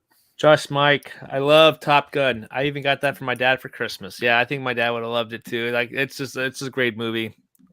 Great movie. I got a text from my dad a week ago saying, "Do you have Paramount Plus?" And I said, "No, I know what that's don't." for. He said it was the best movie he's ever seen when he's on in the theaters. Oh, Yeah, better than Remember the Titans, huh? So That's what he said. yeah, it was great. All right. Well, that's number one. Now it's on to the next one. Zach, what is your number one movie of 2022? All right. I was just going to add, who's winning the Nicole Kidman Award in Top Gun? Maybe John it's Hamm? Rooster, man. You got to go see the movie with Rooster. What about Ed Harris? He seems like he would be a curmudgeon. Maybe him and Otto could go Hondo. together. Go see the movie with Hondo. Oh yeah, that's a good point. Not Yeah. Bob. Don't watch Because it it with depends on the movie. And Jennifer that's true. Connelly, she's bringing in some drinks. Like, that could be real fun. And we know that Val Kilmer wouldn't talk. Or is that too soon? That was too soon. What's I'm your sorry. number one? Okay, number one. My number one is not Top Gun Maverick, believe it or not. It was only my Boo. number 18. My number one is a movie I assigned Todd a couple weeks ago. Told you. It was the French movie that I thought he was going to talk about. It is Gaspar Noé's unforgettable Vortex. When we did our top movies of the year back in July, I had Happening and Vortex in this order too. I have gone back and watched Vortex again, and it's just as powerful on the second time as it is the first. And it tells the story of, according to IMDb, an elderly couple stricken by dementia in their final days. And it's a good, apt description, very succinct. Dario Argento and Francois Lebrun play the couple. They've been married forever. They live in, I think, one of the greatest apartments in movie history. And he's some sort of film critic. My conspiracy theory on the movie is that he has dementia worse than she does. She comes off as someone who's very confused and gets lost. But I actually think, and Todd, you can feel free to interject, I feel like she's a little more with it than people realize, and he's a little less with it than people realize. And that kind of comes into play because they have a really fascinating relationship with their son, who's played by Alex Lutz in the movie. He tries to care for them, but he can only do so much, in part because the father is so rigid and inflexible about doing anything. And you know what's going to happen. I mean, the movie is absolutely tragic. It is really ugly. A lot of death in movies comes off as so pretty and refined, and everybody wants the Oscar death scene. This movie is smelly. It's messy. It is unending at times, and it just is so raw. I'm a big death fan, I guess, in movies. I like movies about trying to understand the mindset of people. I love Amour. We all love The Father on this podcast, but this movie just takes it to a whole nother level, and just a watch. Talk about gut punches. This was a total gut punch, and Noe is a provocateur, but he's grounded in reality, and this movie is more terrifying than anything he could have possibly conceived. So, or anything anyone with CGI could have conceived. It's an amazing work that I think, along with Happening in Tar and Babylon, will be remembered many generations from now. So you're not the Add that only to the person list. I've seen this on the top 10 of. Sorry to cut you off. I've seen one of our people I follow, Spooky Astronauts. She put this in Ooh. her top 10 as well. So Shout out to Spooky Astronauts. Got some good taste. Yeah, Emma over there at Spooky Astronauts. Yeah, she does primarily a lot of horror related reviews. Good astronauts. But yeah, Vortex was on her list. I think it was like number 7, but she really liked it as well. Yeah, I'm happy this is your number one. I mean, it does seem like a definite Zach number one movie, way more than Babylon does. And I mean, he definitely is worse off than she is in a lot of ways. But I mean, your theories are interesting. She just can't speak very well. That's the problem. I think her brain is more there than his is. I didn't even mention that this whole movie shot in a split screen. I mean, it's like you watch it, it almost becomes secondary, and it's like it's a great device, but it doesn't. It's like the opposite of 1917. It's not a gimmick. It actually kind of accentuates their like literal physical separation, alienation from each other, but also in a way they're kind of their bond. Like I said when I reviewed it, like you would get to the point where you almost feel like you can't live without it. Like at first it's like weird, and then it's like I really want to see that now always. Like I want this second point of view. And it's amazing how it was shot too, because it's like you can sometimes see hands that come in both sides of the frame, and I don't know how they shot how he shot it, but it's remarkable. And I think that ending is just. I remember just sitting there in the theater, and this sounds so hyperbolic. I couldn't move, but it was an amazing experience, and it translates, I think, well in home viewing as well. All right. Did have a Moving on. comment from Cassie real quick. We should have That's Entertainment. What would a That's Entertainment include? Like, what would the highlight be in a That's Entertainment montage type of deal? Maybe, I think that could be an interesting discussion.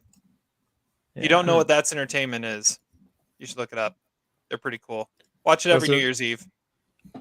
Those are the old like musical things, right? Yeah, those are the old MGM highlight reels of old musicals and stuff. Definitely include Otto giving driving instructions. There you go. All right, Todd, number 1. All right. My number one, as I'm drinking my Irish feckin' whiskey. Yeah, okay, good. I was right. I was like, wait, hold up, pump the brakes. Is The Banshees of Inisherin. Yeah. Directed by Martin McDonagh. It's on HBO Max. If you haven't seen it, you're crazy. Colin Farrell is the star. He plays Podrick, and he wakes up one morning and to find that his friend Colm, played by Brendan Gleeson, who should be winning the Oscar, has ended their friendship. Carrie Condon plays Podrick's sister, Siobhan, and who lives with him, and he is super supportive and helpful while sort of being like a firecracker herself. And Podrick tries to find out what happened and what he did, and it just digs Colm further into his convictions, and we eventually see why he has decided to have this abrupt change in heart. And it's a movie about like what is life is worth living, about having people around you that hold you back, like about the power of sibling relationships and the importance of like general niceness. It is the best cast of the year, the best script of the year, the best direction of the year. Gleeson gives the best performance of the year. I turned it on the other night just to get a sense of it again, and 5 minutes later I was over an hour in. It's a perfect movie, a masterpiece in every sense of the word, and it is on my top 100 of all time. The Banshees of Inisherin is the best movie of the year. Top 100 of all time. Wow. Yeah, this was my number 3. And I agree with a lot of what you just said. It's a movie that's so profound in its simplicity, in telling what feels like such a simple story. Like, what you don't want to talk? Why don't you want to talk to you? You liked me yesterday. I did I? but it tells it means so much more. It talks about your legacy and an impact that you want to leave behind, and what do you want that impact to be, and what is that impact, and how you as a person how you interact and impact the world around you, and what it means to be a part of a community. It's brilliant. I love the first shot of the movie, and then like how you see the ending of the movie and how much Colin Farrell changes throughout the movie. It's it's just such a great portrayal of so many different things. And then you add I feel like it's kind of like Fargo in the fact that you have this really cool profound story, but then you add to it the quirkiness of it being in a part of the world that is just odd to begin with. And that's what I feel about how the Irish sensibilities play into this movie too. It's brilliant. It's a great movie. Well, at least two of us agree. At least two of us agree. It's currently my number 27. Yeah, it's my 29. I was going to say, I heard someone say that it's a really good look at what ghosting would be in the 1920s. All you kids out there, ghosting, you know what that is? I think they know what that is on the TikTok. Is that from a ghost story? On the TikTok, yeah. Yeah, well, I'll definitely agree with Todd about one thing. I would give it to Brendan Gleeson over our pal Barry Keoghan. As good as he is in this movie, Brendan Gleeson was my favorite part of the movie. I thought every scene with him was extraordinary. I think in my review I said I would just YouTube mash up all the scenes with Brendan Gleeson. He's great. The scene of him in a burning house, that is the image from that movie I will never forget. I don't remember the opening shot like Terry does, but that was a great shot in that movie. Yeah, agreed. The opening shot is something I remembered on a rewatch, like going back and rewatching it and seeing just the happy-go-lucky, innocent nature of Colin Farrell. It's great. Cassie says the best kind of odd. That's a great way of putting it for sure. I'm also really glad we hit on the Todd plus 1/2 Boy Meets World references. I'm glad we got that in there and that hit. All right, we got one more to go. Adam, tell us about your number one. I think we already know what it is. Yeah, Topanga would approve of my number one, I think. Babylon. Okay. So I was giving this some thought, man. I had so much fun watching this. Like, this and Top Gun had to be my favorite, like, theatrical experiences of the year. I think I love this movie so much more because of just how quirky and how crazy, how chaotic, how all over the place it was. The great performances from Margot Robbie, Brad Pitt, Diego Celia. I don't know how I pronounced his last name. Calva, that's what it was. I knew it started with the C. Gene Smart, even Flea. Great performances from the whole cast. Damien Chazelle just proves that he's a masterful filmmaker there, and he just was able to put so many pieces in the background that it makes me want to go watch the background of the film, because I think there's so much going on there. There's parts of it that really are poignant, and then it goes into this really crazy Adam territory with Tobey Maguire. It's just this crazy, chaotic movie, and so it's a love letter that wraps up perfectly for the film industry as well. And it is just proof that Chazelle he knows what he's doing. He took on this really big project. One of my favorite spots of the movie was when we talked about Tom Cruise introducing a movie. Margot Robbie introduced this movie to. She's like, it's so great to be seeing it in front of all these fans, and there's only like 10 of us in the theater, and we know this movie flopped, but it was just it was a fun time, and the best comment out of the whole audience was the lady behind us when Terry, Cassie, and I saw it. Was that I'm going to take a nap now. I'm going to go to sleep now. Yeah. I'm going to go to sleep now. It was a great film, and for that reason alone, it's why it's the tenet of this year. My favorite film of this year. And that lady's least favorite film of the year, because she took a nap. Maybe the nap was really good. Who knows? But yeah. So Babylon, number one for me. Zach, this was your number 4. Don't knock taking naps during movies. Just not that one. I'm trying to think if I fell asleep during. I don't think I did. It was. Yeah, I mean, it's a great movie. I'm glad it's your number one, Adam.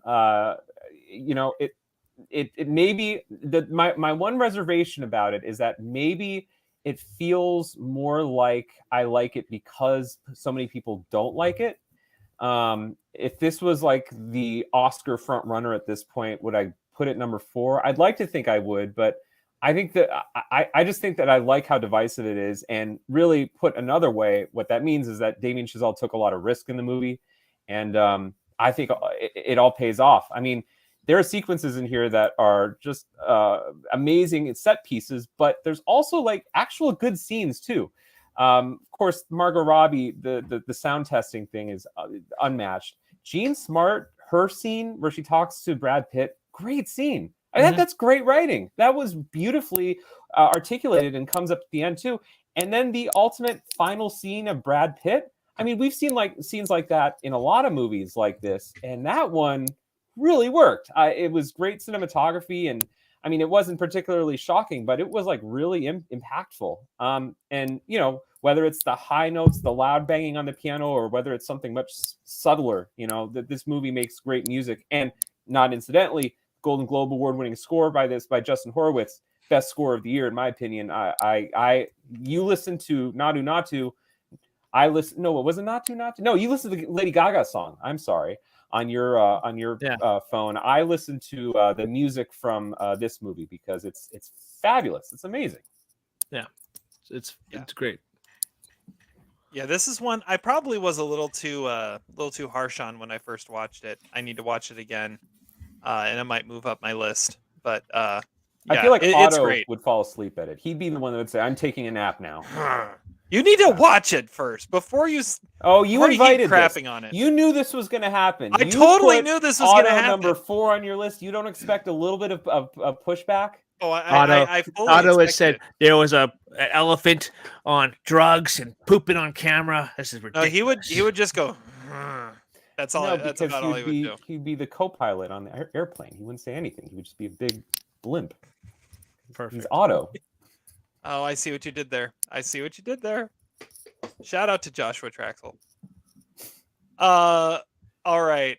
So that is what we got. Let's recap 10-1, and then we'll shout out some honorable mentions before we reveal our Almost Sideways top 5 films of 2022. So for me, number 10, Marcel the Shell with Shoes On.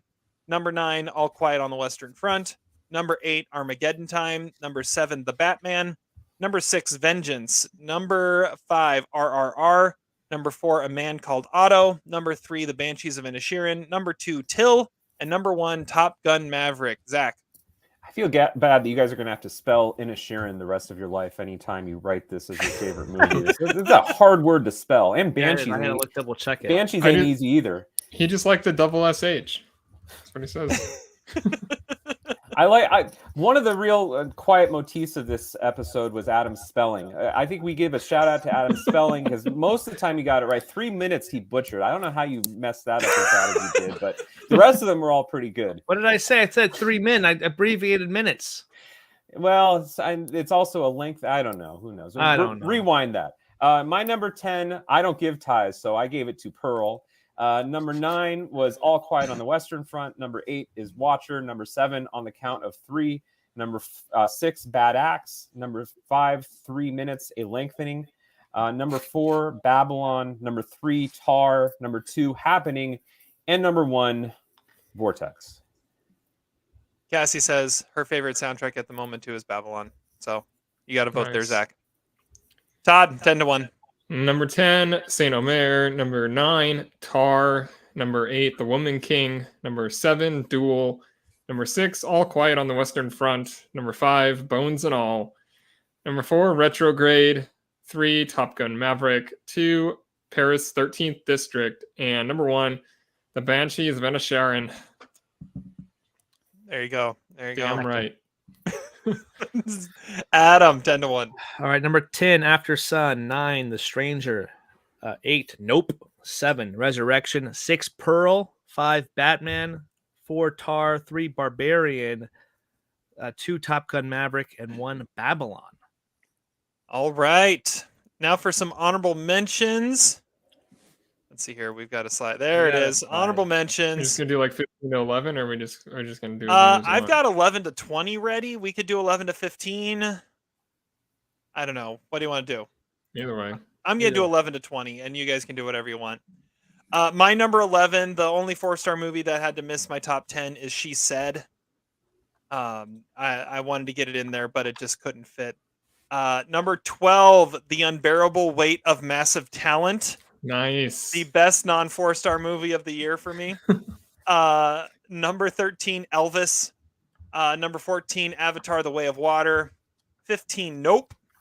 16, I'm surprised. Well, not surprised, but it's the first mention of the movie. Number 16 for me is Everything Everywhere All at Once. 17, Glass Onion and Knives Out Mystery. 18, Guillermo del Toro's Pinocchio. 19, Apollo 10 and a half, A Space Age Childhood. And number 20 is The Outfit. Zach, honorable mentions. My number 11 was The Stranger. Number 12 was I Love My Dad. Now, I got to say something about that. I Love My Dad was probably my favorite comedy of the year. Great Patton Oswalt movie. There was a time when that movie was up to my number 5. If we had done this on New Year's Day, like maybe, it would have been cool to do. I would have been probably naming that my number 5 of the year. I went back and rewatched it. It's good. It's number 12. It's not as good originally. I was not a fan. Really? You didn't like it? I thought it was really terrific. It was cringy bad. Bad cringy. I don't know. Well, yeah, it's good. It's good cringy. It was like uncomfortable. But anyway, I think it's hilarious. Number 13 for me is Kimmy. Number 14 is After Sun. Number 15 is The Forgiven. And The Forgiven is, I think, a better version of my number 16 movie, which is Triangle of Sadness. Very similar movies. And The Forgiven is also the McDonough movie I liked the most this year of the McDonough brothers. 17 is This Black Enough for You? Or Is That Black Enough for You? Number 18, Top Gun Maverick. Number 19, Apollo 10 and a half, A Space Age Childhood. And number 20 is Playground. So 2 votes at number 19 for Apollo 10 and a half. I like it. I like it. Todd, honorable mentions. Tell me your number 19 is Apollo 10 and a half. No, I have that down at number 75. 75. Oh, gosh. But it's a 3-star movie. I don't know. Okay, so I had 21, 3.5 or better. So I'll just start at I'll start at 21 and then just go up to 11. Number 21, I had The Batman. Number 20, I had 7 Days, which is the COVID movie I told everyone to watch. Number 19, I have The Outfit. 18 is a documentary called Art and Crimes by Crimes, which was a really cool documentary about art. Number 17, I have Vortex. Number 16, I have Corsage. I can't believe Terry didn't like that. It was like a better version of Marie Antoinette. I don't know what he's talking about. No, it's horrible. Otto wasn't in it. Number 15, I have The Stranger. Number 14 is Our Father, the Devil, which is nominated for Best Feature at the Spirit Awards. It's about this lady who comes across a warlord who slaughtered her family, and it's really good, really dark, really good. Number 13, I have Cha Cha Real Smooth, which it seems to just be completely forgotten. I freaking love that movie. I've seen that on a lot of top 10s recently, though, too. It's weird. Yeah, I don't know why nobody else is giving it credit, because it was a really cool movie. Number 12, I have Emily the Criminal, which unfortunately here does not like. No. And number 11 is On the Count of Three, which I felt really bad that I had to bump that off for Saint Omer, but it is a great movie. I really like all those 11. All right, Adam. All right, so I'll do the same thing as Todd of going down from 20.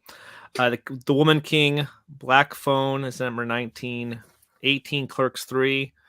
Nice. 17, The Fablemans. What is this? First mention of The Fablemans. 16, I was surprised it didn't make a list. Yeah, 16, The Whale. 15, RRR. 14, The Menu. 13, Kimmy, the movie I delivered toilets for that actually was backstage when they were filming a scene. It was really hard to get off. Inside information. Yeah, 12. I knew there was that riot sequence in that movie. I was right around the corner from there. 12, All Quiet on the Western Front, and number 11, X. There we go. All right. So those are our honorable mentions, and now it is time. Are we doing top 10? like for the best picture lineup? We usually just do top 5. Okay. Let me look here. Yeah, we should just do top 5. So to pay some stuff off here, we had 7 overlaps. Right under the over-under. Yeah, 7, and we had nothing was on all 4 lists, but we had 3 on 3 lists. So Those were here, what, Top Gun, Tar. well, we're and gonna Fire. find out because here we go. Oh. Number 5 on our Almost Sideways top 5 of 2022. Number 5 is Babylon. Number 4, The Banshees of Inisherin. Number 3, All Quiet on the Western Front. Number 2, Tar. And number 1, Top Gun Maverick. Hell yeah. There you go. Just as we predicted it. We knew Top Gun Maverick would end up our number 1 of the year. There's nothing wrong with that. There's nothing wrong with that. I find it hilarious that is what ended up as our number 1 of the year, though. That's pretty great. Going into this year, I don't think anybody thought that it was going to be even close to that good, that be number 1 for anybody. I know. And here I we know. are. Here we are, and it's our number 1 of the year. So the Almost Sideways best movie of 2022, Top Gun Maverick. It's pretty great. It's awesome. I love it. It's because it's my number 1, but that's a great top 5, though. Top Gun Maverick, Tar, All Quiet, Banshees, and Babylon. The only other 2 overlaps were the Batman and Pearl. So Not a that's 6 bad and list. 7. All right. Do we have quote of the day? Yeah, I got one. Do we have? I didn't have one, but if you've got a Yeah. quote of the day, let's hear it. Adam, go for it. All right, so this is from the menu. It's kind of about how we put our list together. This is Ray Fiennes' character, Chef Slovak. Taste, savor, relish. Consider every morsel that you place inside your mouth. Be mindful, but do not eat. That's how we kind of put our list together. And of course, you have to follow that up with Top Gun Maverick, where Maverick says, trust your instincts. Don't think, just do. Put your list out there, folks. Let's go. You got to do both of those together. Nice. So my quote's going to be, "You told me not to think." Told me not to think. Yeah, good. That's my quote. That's my quote of the day. Very nice. Zach, you got one? My quote comes from Nicole Kidman. We come to this place for magic. We come to AMC theaters to laugh, to cry, to care, because we need that, all of us. That indescribable feeling we get when the lights begin to dim and we go somewhere we've never been before. Not just entertained, but somehow reborn together. Dazzling images on a huge silver screen, sound that I can feel. Somehow heartbreak feels good in a place like this. Our heroes feel like the best parts of us, and stories feel perfect and powerful, because here they are on the Almost Sideways podcast. Nice. Well done. Well All done. right. Well, I had 2 quotes written down. One of them actually was about Nicole Kidman, so I guess I'll start with that one. It was a quote from Barry Keoghan. He said, talking about, I think it was The Killing of Sacred Deer. He said, "It's not often you get to sit in front of Nicole Kidman in your boxers and eat with a big bowl of spaghetti." And I think we can all relate. And yeah, that makes Yes. a lot of sense. And the quote to end us is a quote from The Fablemans. It's David Lynch as John Ford. He says, "Now, good luck to you, and get the fuck out of my office." And that's how I feel about this podcast. Oh, yeah. Well Perfect. done. Well done. All right. With that, we're going to draw this podcast to a close. Thank you guys so much for listening to the Almost Sideways podcast. Thank you guys so much for watching live on YouTube, or watching whenever you end up watching this on YouTube. It will be on YouTube. We'll be back at you next week with another episode where I think next week is our deep dive, right? Now Should we now announce it's time for Yes. something completely different. Mrs. Doubtfire, right? Next week. Doubtfire, checking- dear. Yeah, be checking Mrs. that out. Doubtfire. We've got 2 episodes left of the Almost Sideshow, looking at Barry season 3, episode by episode, till we run out of episodes. Adam, what do you have coming out next week?